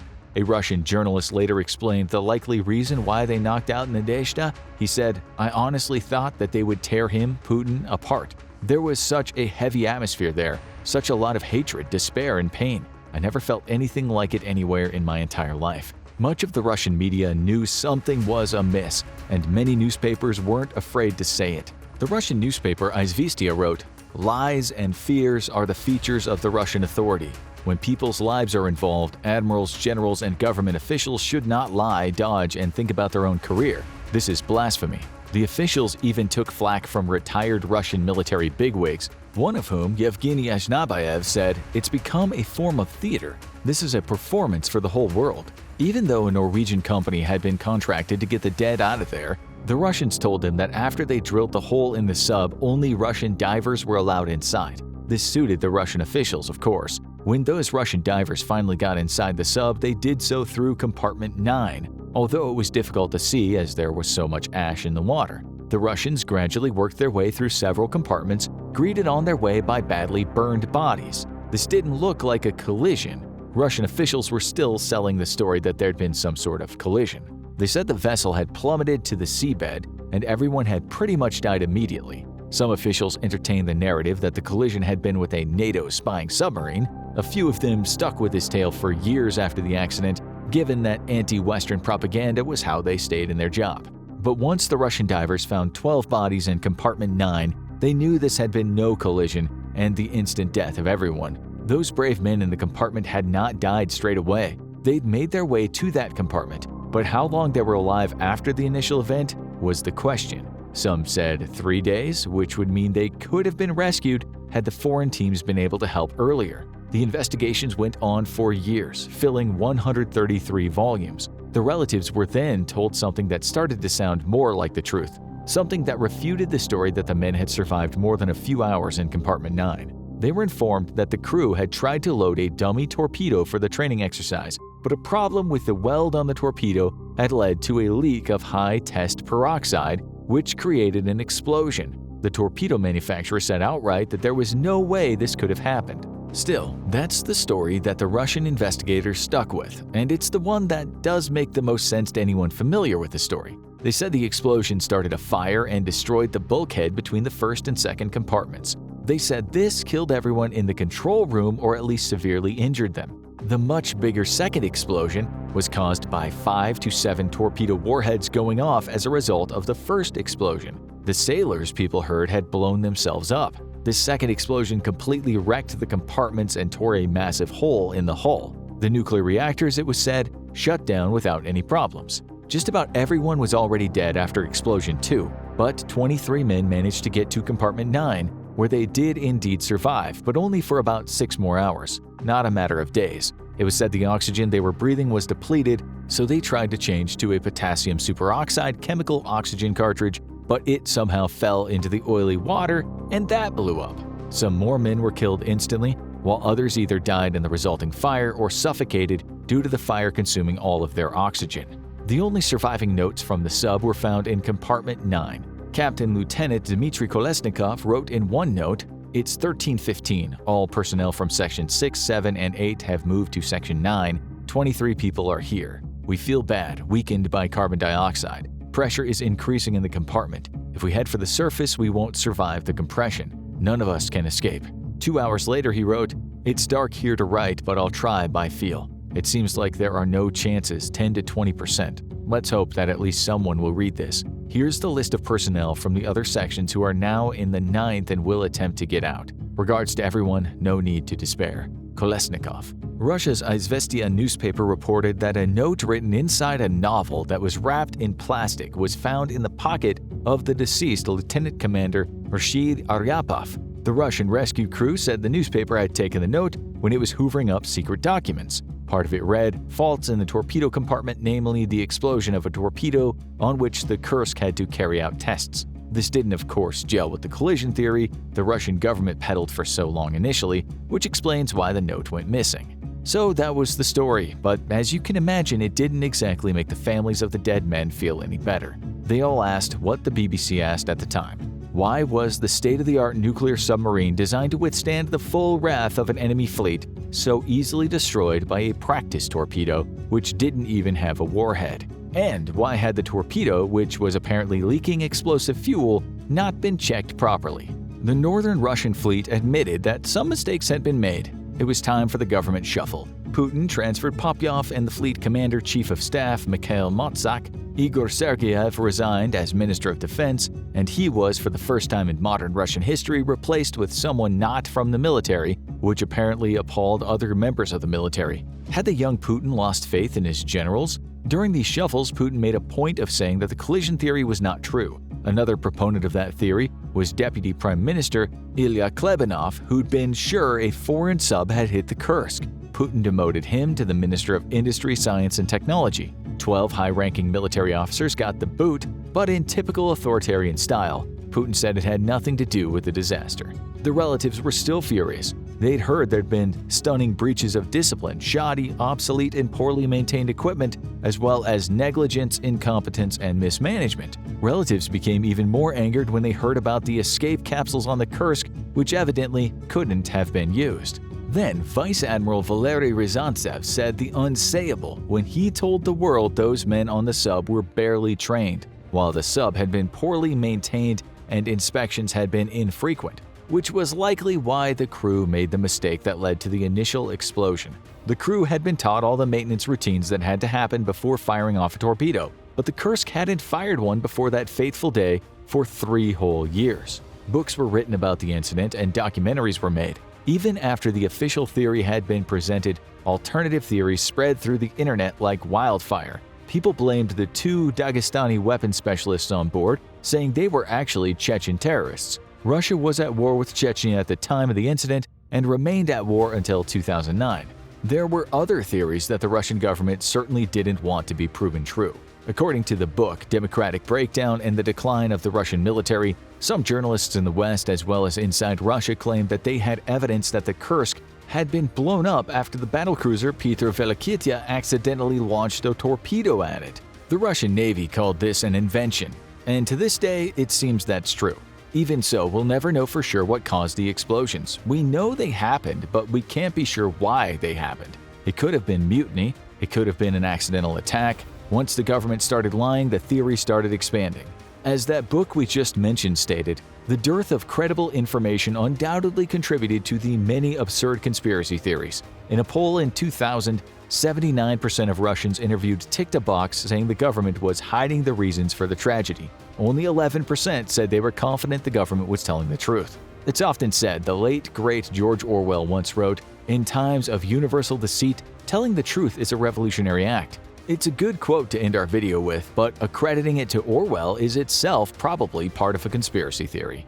The date is 1943, and just a little under a year ago, the United States was rocked by a surprise attack against its most important naval base in the Pacific, Pearl Harbor. Many ships were destroyed, more were seriously damaged, and while the Japanese failed in their objective to destroy the U.S. Pacific carrier fleet, they did succeed in knocking the U.S. Navy out of the fight for the foreseeable future. Unable to muster a surface fleet large enough to challenge the Japanese Navy, the United States has instead dispatched the one part of its Pacific fleet completely unaffected by the surprise attack, the American Silent Service, a submarine fleet made up of dozens of silent killers. For months, they've enacted their own revenge on the Japanese, slipping past their pickets of destroyers and corvettes to strike at the vulnerable merchant shipping fleet that all too often travels unaccompanied by armed escorts. The U.S. has sunk tens of thousands of tons of shipping in the first 6 months of the war, and the undersea campaign has only just begun.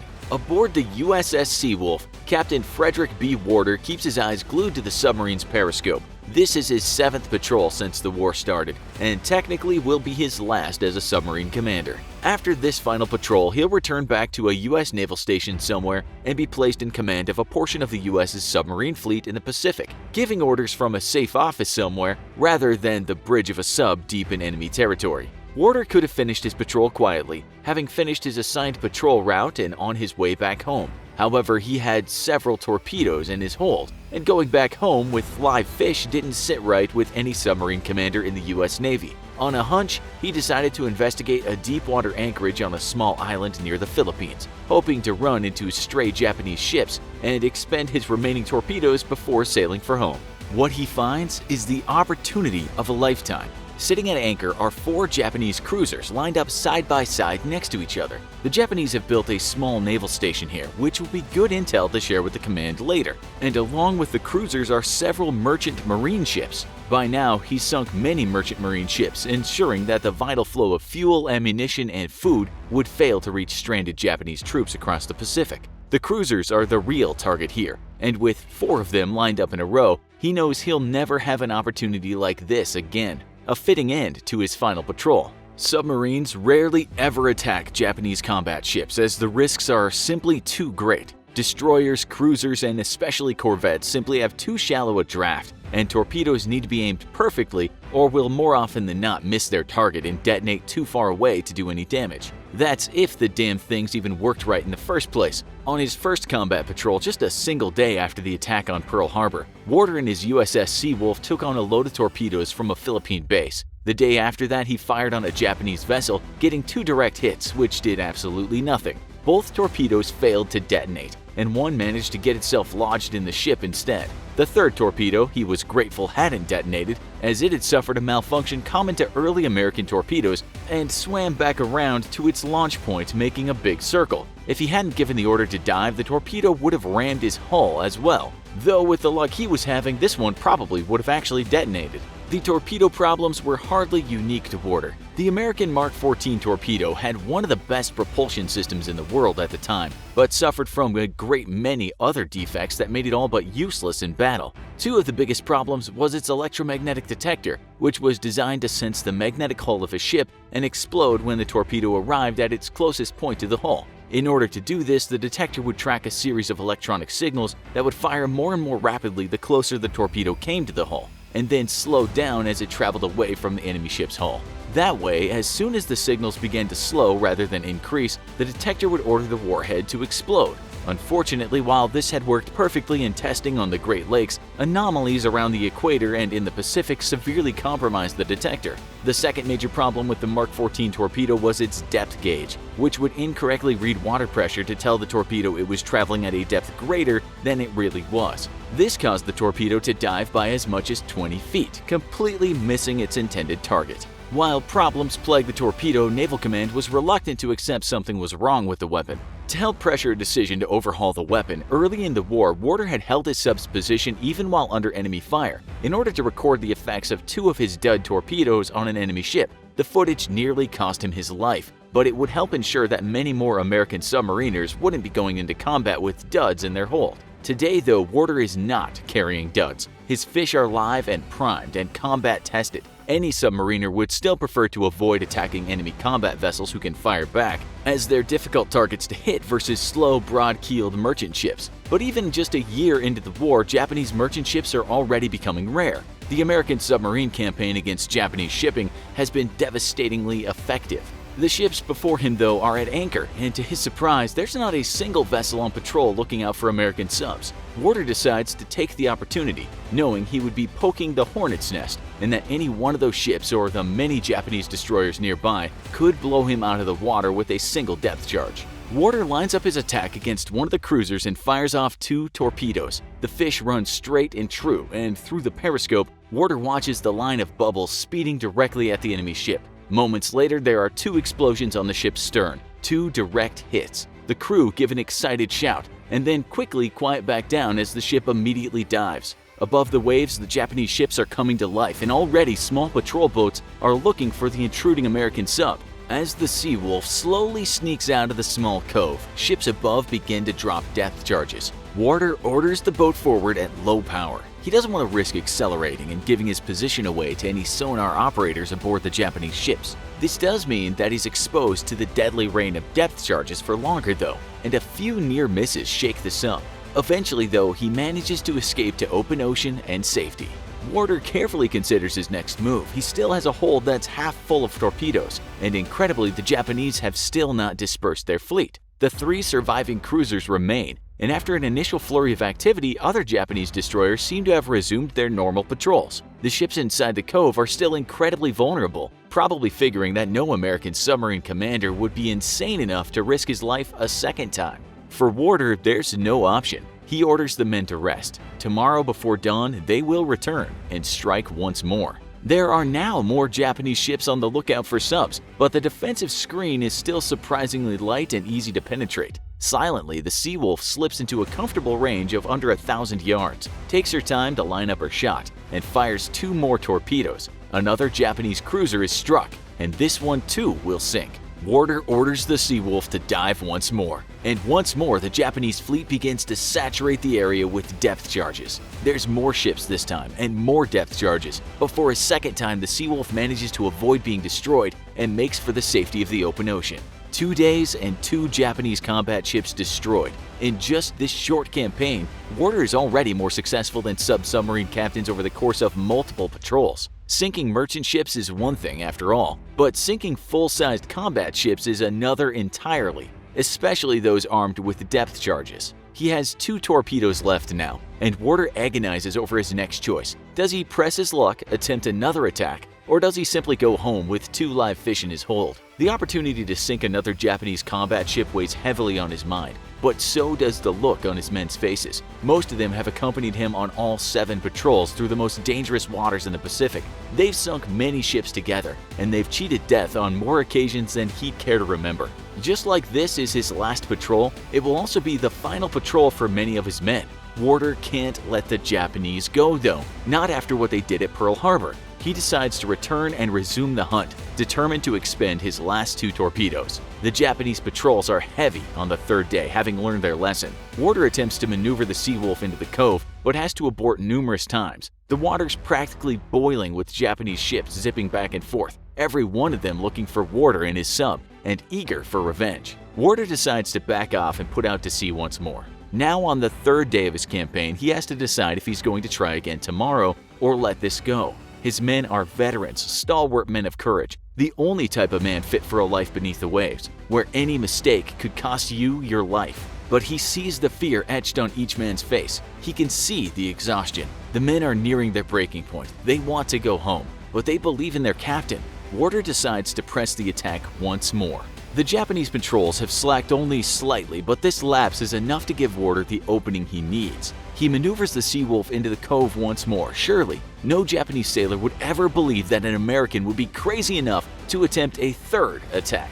What Warder does next, though, is insane even by his own standards. There, slowly steaming along, is a large Japanese cruiser, and from its mast is flying the pendant of a Japanese squadron commander, the flagship of this detachment. Warder has his target. He spends 30 minutes slowly maneuvering into position, narrowly avoiding detection by the swarm of ships above. Every Japanese sailor in 100 miles has their eyes peeled and ears glued to a sonar, it seems. Warder risks raising the periscope, hoping that as it breaks over the waves, some sharp-eyed sailor won't spot it. He lifts it only long enough to confirm the target, and then gives the order to fire. 2 fish scream through the water, closing range to the Japanese squadron commander's flagship. In less than half a minute, twin detonations rock the big ship. Secondary explosions from stored munitions further adding to the chaos and destruction. Warder, however, is already deep beneath the waves, putting as much distance between himself and the Japanese as possible. The Japanese fleet is furious, and a dozen destroyers and cruisers scour the ocean for the Seawolf. They drop seemingly endless barrages of depth charges, and the Seawolf is subjected to an incredible 9-hour depth charge barrage, the longest of any American submarine, perhaps the longest of any submarine ever. Many of the hits are close enough to rock the small sub, some are close enough to rattle the teeth inside Warder's skull. The men hold, though Warder knows that he's driven them very close to the breaking point. The mission is over, and in his final patrol, Warder has scored his greatest victories. Warder's men would go on to give him the nickname of Fearless Freddie for his stunt in that small cove in the Pacific, a name that he would distinctly dislike, As he would explain in later interviews after the war, he was never fearless. He was just as afraid as any one of his sailors, and implying he was fearless, he felt took away from the courage of the men he served with. That attitude would perhaps best exemplify the character of Rear Admiral Frederick Warder, though. A man brave in combat but humble in victory. Not only did he care deeply for the men under his command, but would often show compassion even to the Japanese whose ships he sunk, ordering his sub to surface and offering to take in the stranded sailors. Thanks to a loyal fanaticism to the Emperor and the shame of defeat, not a single Japanese sailor took him up on that offer. And so instead, Warder ordered his men to toss the stranded sailors supplies and life jackets. To Admiral Warder, all men were ultimately brothers, even if they happened to be on opposite sides of the battlefield. Just off the coast of California, a hunt is underway. American cruisers and the USS Ronald Reagan aircraft carrier ply the deep Pacific waters, and underneath, a Los Angeles-class nuclear attack sub prowls for its quarry. Overhead, anti-submarine warfare helicopters buzz around the carrier battle group, routinely stopping to dip their hanging sonar into the water and listen for the sub everyone is hunting for. Poseidon aircraft fly overhead, their powerful magnetic anomaly sensors scouring the sea beneath the big planes. Thousands of eyes are glued to electronic screens or scouring the sea with binoculars. Just 3 miles away from the mighty USS Ronald Reagan, a slender periscope breaks the surface. It snaps 4 photos of the big aircraft carrier and then sinks once more beneath the waves. Its mission has been achieved. The tiny Swedish submarine has successfully penetrated all the various layers of American anti-submarine defense and scored a simulated hit on the Ronald Reagan. This wargame occurred in 2005 after the U.S. Navy struck a deal with Sweden to lease the submarine and her crew for participation in major anti-submarine warfare wargames. If the scenario had been a real wartime condition, the small Gotland-class submarine would have definitely scored hits on the Ronald Reagan. Though with her relatively small torpedoes and limited number of launch tubes, it's unlikely the massive Reagan would have been sunk or even declared a mission kill. Still, when you're operating the world's largest supercarriers and each carrier is home to more firepower than many countries' entire air forces, you don't want to be taking unnecessary risks. The bigger question, however, is how did this small Swedish sub even manage to penetrate through the many rings of security supposed to protect the most powerful warships in the world? Immediately after the end of World War II, a fierce debate over the future of American firepower erupted at the highest levels of military leadership. The U.S. Navy insisted that big aircraft carriers were the best tools for projecting American firepower, while the newly created Air Force insisted that its B-36 long-range bomber program was in fact the best fit. After many hearings, Congress eventually sided with the Air Force, and a planned expansion of aircraft carriers was canceled. However, during the Korean War, the close air support made available by aircraft carrier assets convinced the country that aircraft carriers were indeed a critical way of projecting power forward, and a new emphasis on their construction began. As the Cold War evolved, the Soviet Union greatly feared the growing threat of American carriers. Once the U.S. developed nuclear weapons small enough to be equipped by carrier-based planes, those fears were intensified. This led them to aggressively pursue the use of nuclear submarines in order to hunt and kill American carriers in the event of war. The U.S. was well aware of this threat, and its intelligence on Soviet subs was far better than the Soviet Union ever truly knew. Thus, America quickly developed the most robust anti-submarine warfare capability in the world, and the U.S. was so confident it could defeat Soviet subs that aircraft carriers played prominent roles in warplane offensives against the Soviet Union.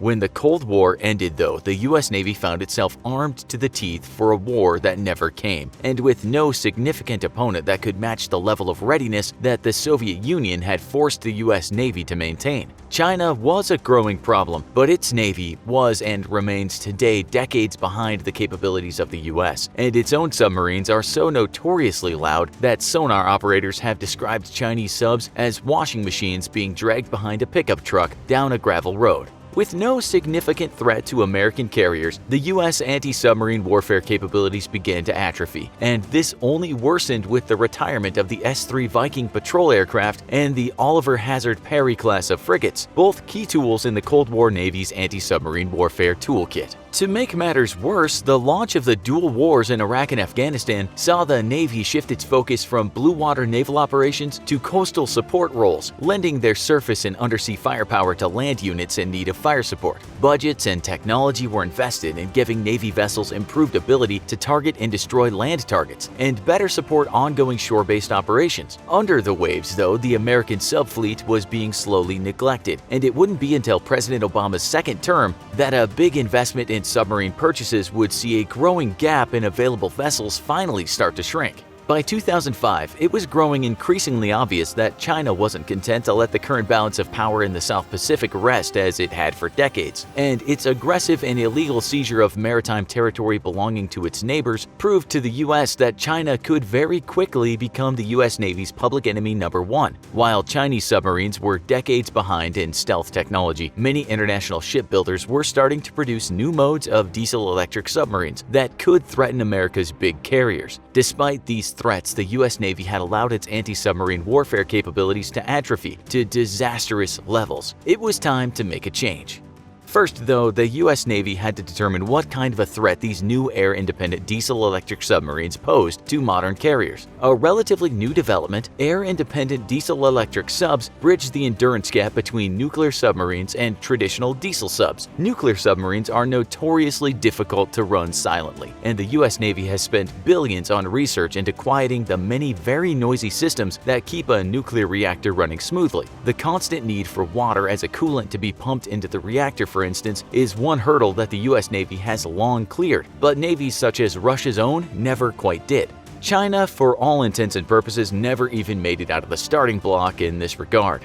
By comparison, though, a diesel-electric submarine runs perfectly silent when it's underwater. That's because these subs use air-breathing diesel engines while on the surface of the ocean to charge massive banks of batteries, and then turn their engines off and cruise the depths on battery power alone, completely eliminating all the potential noise of a nuclear sub. Yet this ability comes with the obvious drawback that a diesel sub will very quickly have to resurface in order to run its engines and replenish its batteries. And this has traditionally limited the endurance of diesel subs to just days. A new development in diesel submarines, though, has resulted in what's known as air-independent propulsion systems, in which the diesel engines can still be run even while underwater. Typically, liquid oxygen is mixed with an inert gas and pumped into the engines so that they can burn the diesel as fuel, and then waste gases are vented into the ocean. Thus, this new generation of diesel subs can recharge their batteries while underwater and not give themselves away by having to resurface every 2 to 3 days. An AIP diesel sub can have an endurance of up to 2 weeks, which is far and away better than any other diesel submarine to date.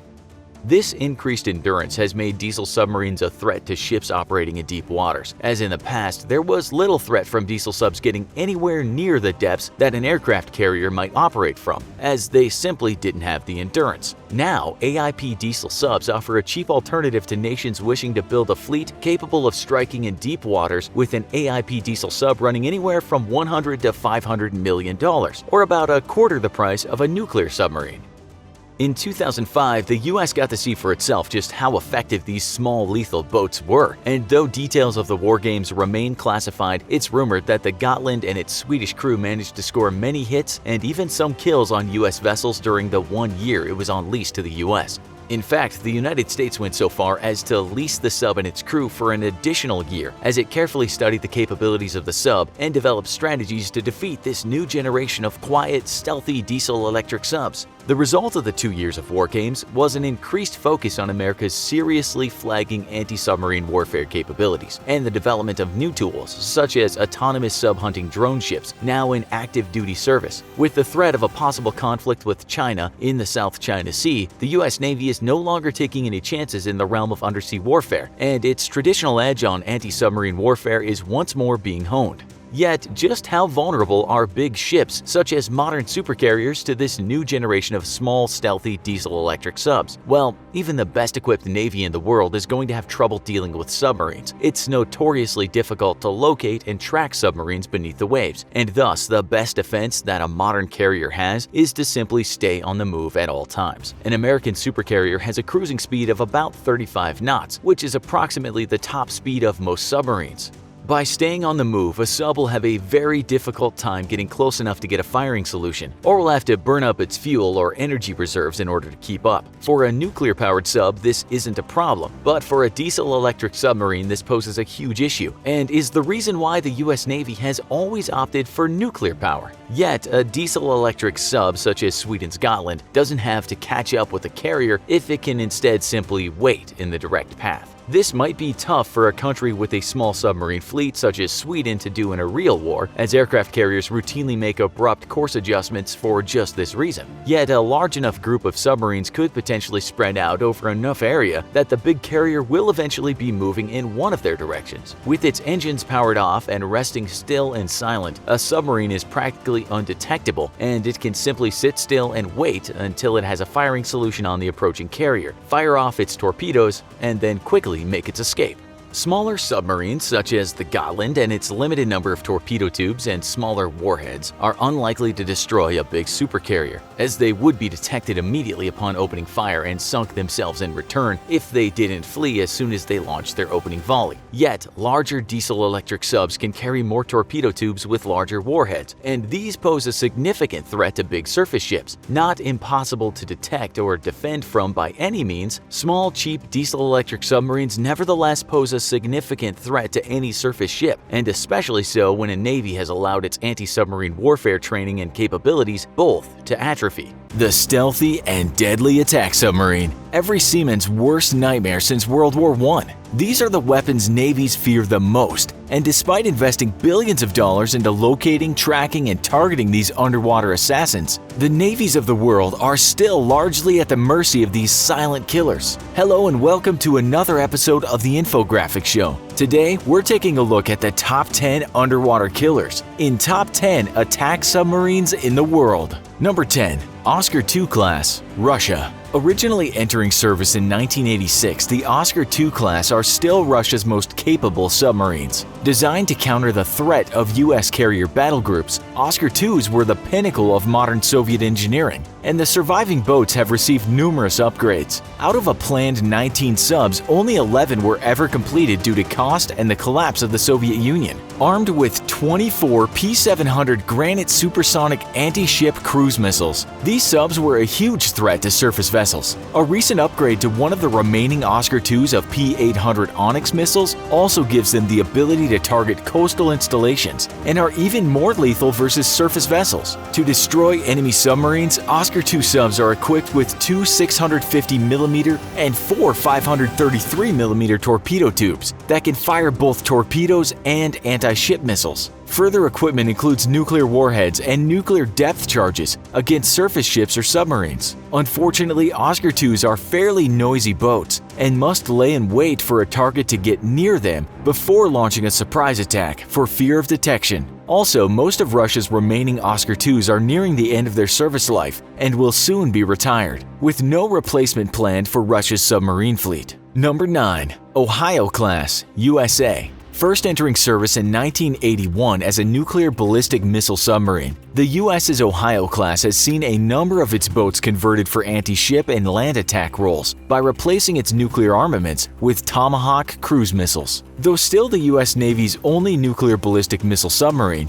and over 30 years old, the Ohio remains a formidable threat that can silently loiter in remote areas of the world or near US shores, while remaining in range of its assigned nuclear targets, thanks to its Trident II D5 nuclear missile's exceptional range. This makes an Ohio-class submarine virtually impossible to defend from, and the most survivable part of the US's nuclear triad. After the fall of the Soviet Union and several nuclear arms reduction treaties though, 4 of the Ohio-class's 18 boats have been refitted with cruise missiles and pack 154 Tomahawk cruise missiles, or as much firepower as an entire surface battle group. The US's new generation of ballistic missile submarines, the Columbia class, is currently under development and will enter service in 2031. Number 8. Soryu class, Japan. Not typically known for their endurance, The Soryu class is a diesel-powered submarine with an air-independent propulsion system that allows it to operate submerged for weeks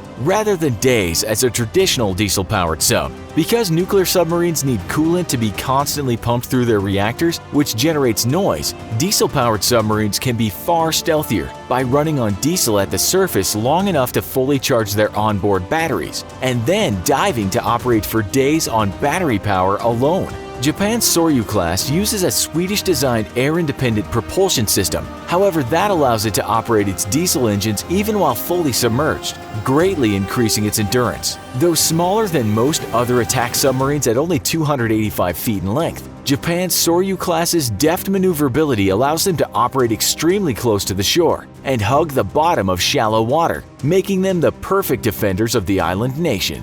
Number 7. Akula class, Russia. The largest submarines ever built, the legendary Akula class were originally deployed in 1986 and took the West by complete surprise, with most Western observers not thinking the Soviet Union had the technical expertise to develop such an advanced submarine for at least another decade. At 367 feet, Russia's Akulas remain the largest submarines ever launched. The Akulas used commercially available Western tech in order to reduce noise levels on board, a move which led to restrictions on the sale and lease of certain submarine technologies amongst NATO nations. Equipped with both anti-ship missiles, torpedoes, and nuclear ballistic missiles, Akulas remain a formidable threat even if only 4 remain in service with the Russian Navy. Number 6. Improved Los Angeles class, USA. The most prolific submarine class in the world, the Los Angeles class of nuclear attack submarines have prowled the world's oceans since 1978. With over 40 hulls serving alongside Seawolf and the new Virginia-class subs, the U.S.'s fleet of Los Angeles-class submarines is a powerful deterrent to any would-be adversary. Initially outfoxed by a Soviet counterpart during initial Alpha 1 deployment, improvements to both propulsion and its tracking and targeting systems quickly saw the Los Angeles class overtake its Soviet counterparts, prompting the development of new Soviet submarine designs. Armed with Tomahawk land attack missiles, anti-ship missiles, and torpedoes, a Los Angeles-class submarine is an all-around threat and has undertaken missions ranging from anti-submarine patrols to strike missions against Iraqi ground targets in both Gulf Wars. Number 5. Sierra II class, Russia. Amongst the most expensive and deep diving of Russian submarines, the Sierra II class or Project 945A Condor class were the successor to the Sierra I class. With a double hull made of titanium, the Sierra II featured great noise reduction over its predecessor and increased resistance to torpedo attacks. Soviet titanium manufacturing and welding technology was far in advance of the West at the time of the Sierra II's production, but the material was far more expensive to work with and skyrocketed the cost of Sierra IIs just as the Soviet Union began to disintegrate.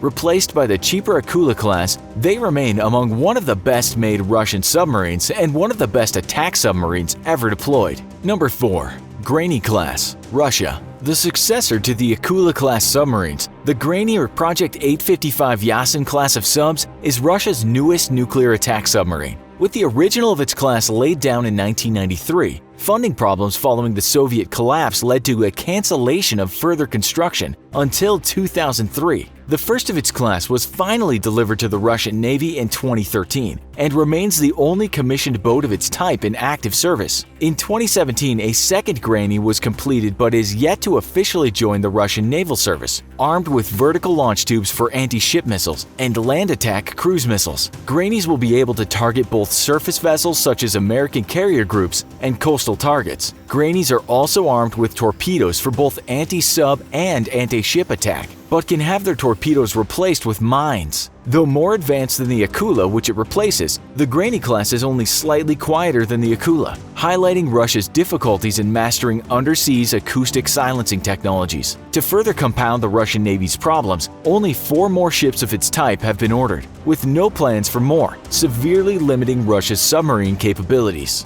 Number 3. Astute class, Great Britain. With its vaunted Swiftsure class of nuclear-powered submarines nearing the end of their service lives, the Astute class is both a much-needed replacement for the British Navy and a huge technological leap forward. Astutes feature advanced data processing capabilities, combining brains with a considerable brawn in the form of a complement of 36 torpedoes, or a mix of torpedoes and anti-ship harpoon missiles. In addition, Astutes can be loaded with Tomahawk land attack cruise missiles for striking deep into enemy territory, and mines can replace its torpedo complement for mining operations in hostile or contested waters. 4 Astutes are currently in service, with plans for a total force of 7 by 2024. Number 2. Virginia-class, USA. The U.S. Navy's newest attack submarine, the Virginia-class, is the replacement for the venerable Los Angeles-class fleet currently in service. Designed as a smaller and cheaper alternative to the Seawolf-class, the Virginia-class is equipped for the realities of a new world order, where the threat of the full-scale war against the Soviet bloc is no longer a reality. A multi-mission platform, Virginias will be able to fulfill the traditional anti-shipping role of submarines, while also engaging in reconnaissance, land attack, and even special operations missions. It is the first U.S. submarine to employ a built-in Navy SEAL staging area that will allow a team of 9 Navy SEALs to enter and leave the submarine while still submerged. Virginias will also be capable of carrying a new nuclear variant of the Tomahawk cruise missile, allowing them to carry out nuclear deterrence missiles as well. With 14 currently in service and a further 16 on order, the Virginia-class will ensure the U.S. Navy retains its underwater edge for decades to come. Number 1. Seawolf-class, USA. In the mid-1980s, the U.S. faced an erosion of its technological edge over the Soviets due to espionage and the trading of submarine silencing technology by various partners and allies. Determined to reclaim their underwater dominance, the U.S. developed and launched the Seawolf class, the most advanced submarine ever built, described as 10 times quieter than the improved Los Angeles class and 70 times as quiet as the original Los Angeles class. A Seawolf can cruise at 20 knots and still be nearly impossible to locate,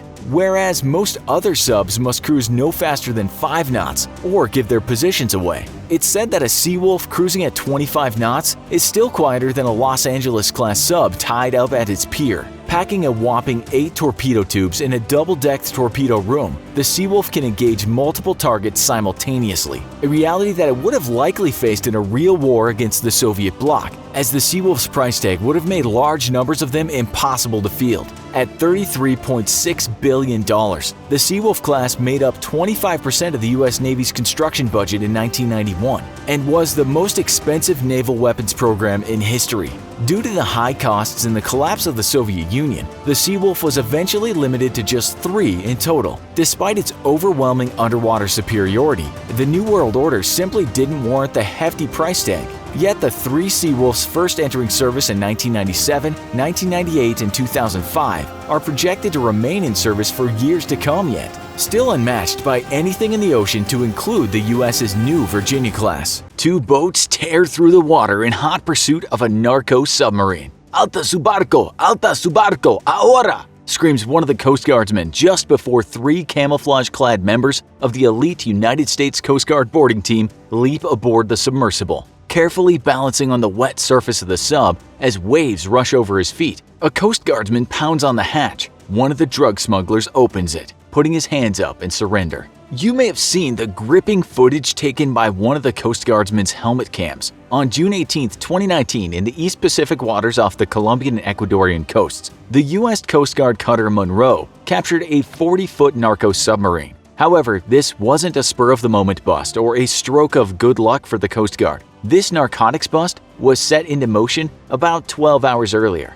The USCG Monroe, which is deployed out of Alameda, California, is a newer ship, having just been commissioned in 2017. It's just one of the Coast Guard's 8 Legend-class national security cutters. These ships featured advanced command and control capabilities, aviation support facilities, and increased endurance, making them perfectly suited for long-range patrols. The Monroe is 418 feet and can carry up to 148 crew depending on the mission and configuration. Early on in the morning of June 18th, the Monroe's commanding officer, Captain James Estramonte, received intelligence on a suspected narco submarine from a Navy P-3 surveillance aircraft, which was patrolling the Pacific Ocean roughly 200 miles west of the Colombian-Ecuador border. Submarines filled with drugs sound like the stuff of movies, but they've recently become a favorite way for cartels to transport illegal drugs secretly beneath the waves. Now, these aren't military-grade subs, with most only able to descend a few meters below the water at most, but that can often be more than enough to smuggle thousands of pounds of drugs like cocaine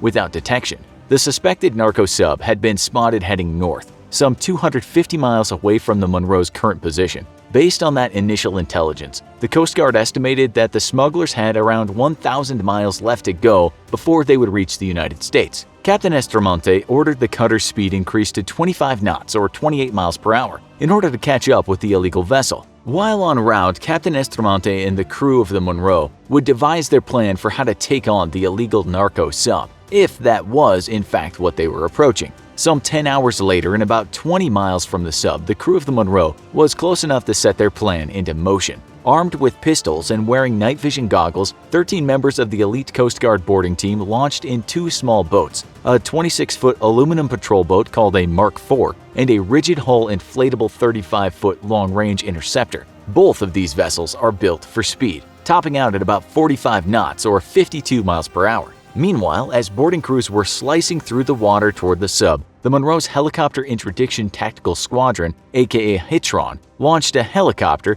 to provide a sniper overwatch with a .50 caliber rifle, as well as provide visual play-by-play updates of the operation to the captain. The Coast Guard boats quickly pulled up on either side of the sub. A Coast Guardsman yelled for them to stop in Spanish, but the sub continued, the occupants likely unable to hear the command. Then, boarding team members jumped on the back of the sub and banged on the hatch, finally alerting the crew to their presence. Fortunately, the smugglers quickly surrendered without a fight, though the boarding team was prepared for an altercation. 5 suspected drug smugglers were arrested and handed over to the Drug Enforcement Administration. The Coast Guard spent the next 12 hours unloading the huge haul of cocaine from the sub. They seized more than 17,000 pounds of cocaine, worth an estimated $232 million, making it the Coast Guard's largest single seizure since 2015. Then, after a final sweep for contraband with photos taken for evidence, the sub was intentionally scuttled. This dramatic bust is only one episode in the long-running cat-and-mouse saga between the Coast Guard and drug traffickers. Throughout the 1980s, speedboats were the main drug-running weapon of choice for narcotics traffickers. The authorities fought back by deploying fast ships of their own.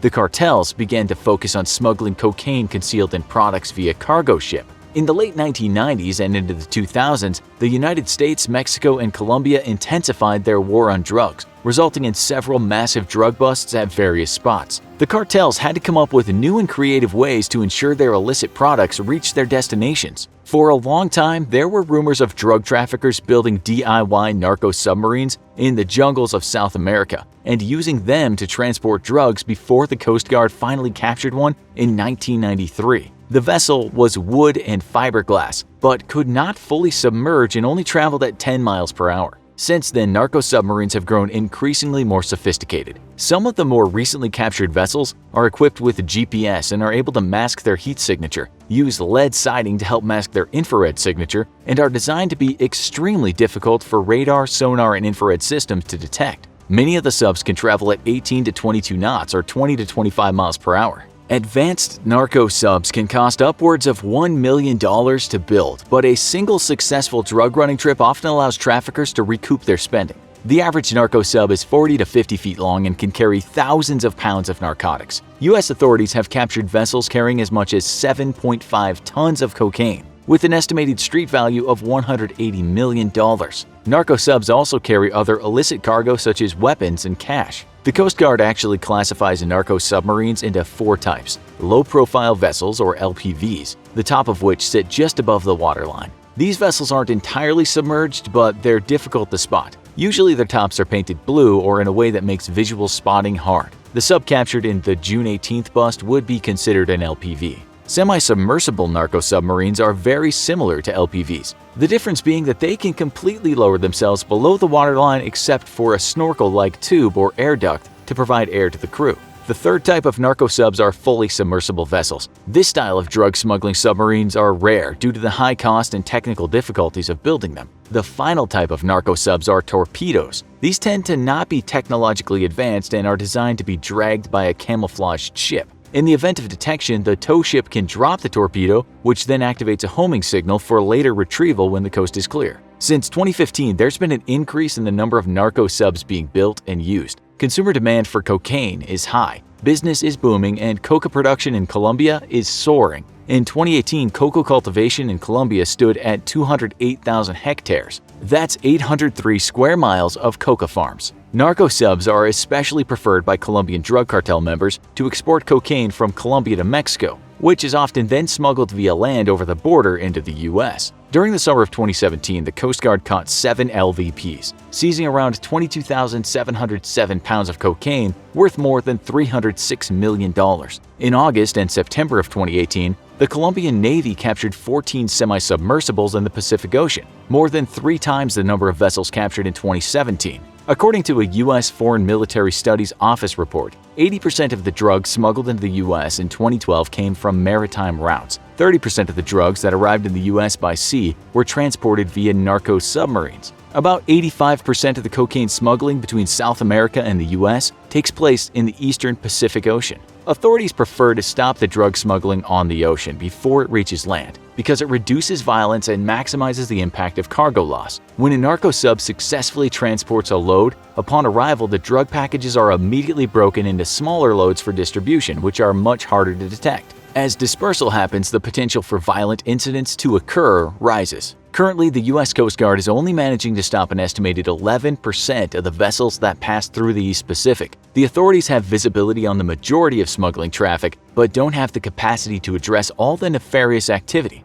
Exacerbating the issue is the fact that the Pacific Ocean is huge, about the same size as the contiguous U.S., and the Coast Guard has a limited number of boats for patrolling. At any given time, 6 to 10 ships are on watch. Furthermore, 70% of the Coast Guard fleet is over 50 years old. Some of the aging boats are slower and require a lot of upkeep to be mission-ready. Even when the Coast Guard does manage to catch a narco sub, they have to move fast. The vessels have built-in valves that allow for purposeful dumping of drug evidence into the ocean and also sinking of the vessels to avoid seizure. The smugglers know that the Coast Guard will not allow them to drown. Originally, per maritime law, smugglers had to be rescued and released without criminal charges, usually back to their country of origin if there was no physical evidence of wrongdoing. In 2008, the U.S. Drug Trafficking Vessel Interdiction Act was enacted to close this legal loophole. It's now easier to prosecute smugglers in narco submarines whether they're caught with illicit product or not. Convicted smugglers are punished with prison terms of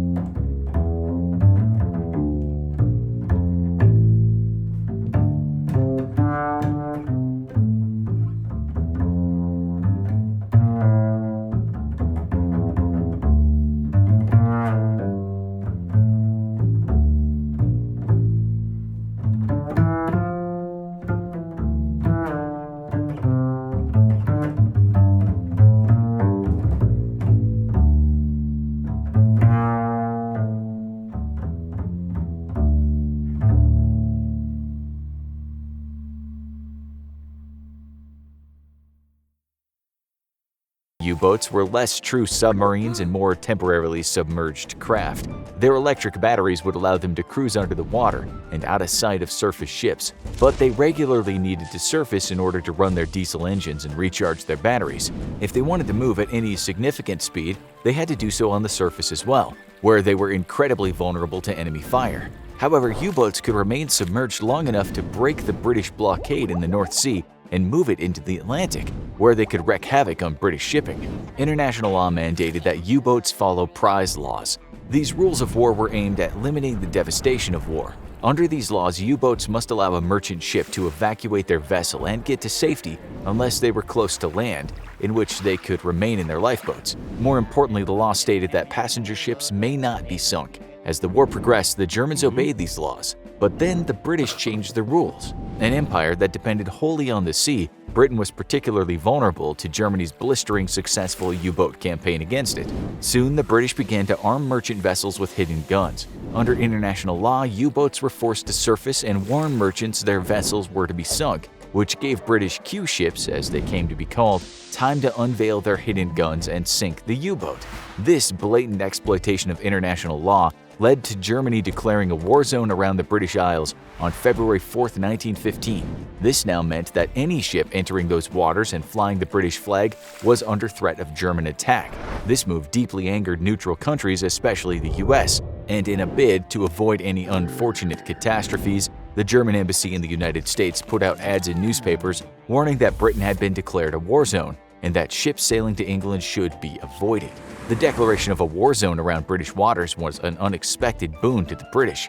For a long time, the British Admiralty, led by young Winston Churchill, had been pushing for a strategy to lure in neutral ships in the hopes that they'd be attacked by the Germans. As Churchill himself said, if a neutral ship should be attacked and end in tragedy, all the better. Arming merchant vessels wasn't the only way a desperate Britain was flouting international laws, however, as it was also using civilian ships to transfer desperately needed supplies from the US. Passenger liners were off-limits targets to German U-boats, a fact that the British took advantage of by smuggling war supplies in their holds. Germany repeatedly warned Britain and the US about this practice, but it was ignored. Germany thus had no choice, and with the declaration of a war zone around Britain, unrestricted submarine warfare would begin. Ignoring all warnings that any ship flying the British flag would be attacked, passengers boarded the Lusitania in the New York harbor on May 1, 1915. As they boarded, several of the ship's wealthiest passengers received an emergency telegram warning them that the Lusitania was under U-boat threat. The passengers ignored this telegram, laughing it off as a joke.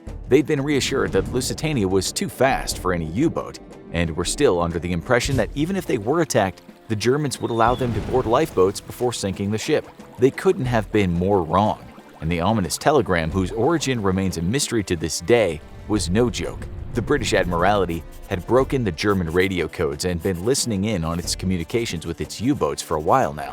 While U-boats were still incredibly difficult to locate, they listened as the commander of a U-boat U-20 departed his anchorage in North Germany and then communicated that he had arrived on station off the Scottish coast. The British knew that a U-boat was in the Lusitania's path and were keenly aware of the 128 Americans on board the ship, yet they said nothing, in the hopes that if the Americans met with tragedy, it would spur them to join the war. 6 days after leaving New York with the coast in sight, a U-boat U-20 fired a single torpedo at the Lusitania. The explosion tore a massive hole in the side of the large ship, and she began to take on water. Moments later, a second explosion rocked the cruise liner, sealing her fate. Other ships had taken much greater damage than her and sunk in hours. Yet the Lusitania was under the waves in less than 20 minutes, dooming most of her passengers. The second explosion, long believed to be the result of secret munitions being carried in her hold, was actually due to a boiler exploding on contact with ice-cold water, adding to the damage and increasing the rate of flooding. However, what truly doomed the ship was the lack of electricity, which prevented watertight doors across compartments from being closed and sealing off the flooded sections. In short order, nearly 1,200 people were dead, including 128 Americans and over 100 children. When news of her sinking spread around the world, the British Admiralty went into a panic, trying to conceal the real circumstances behind the sinking.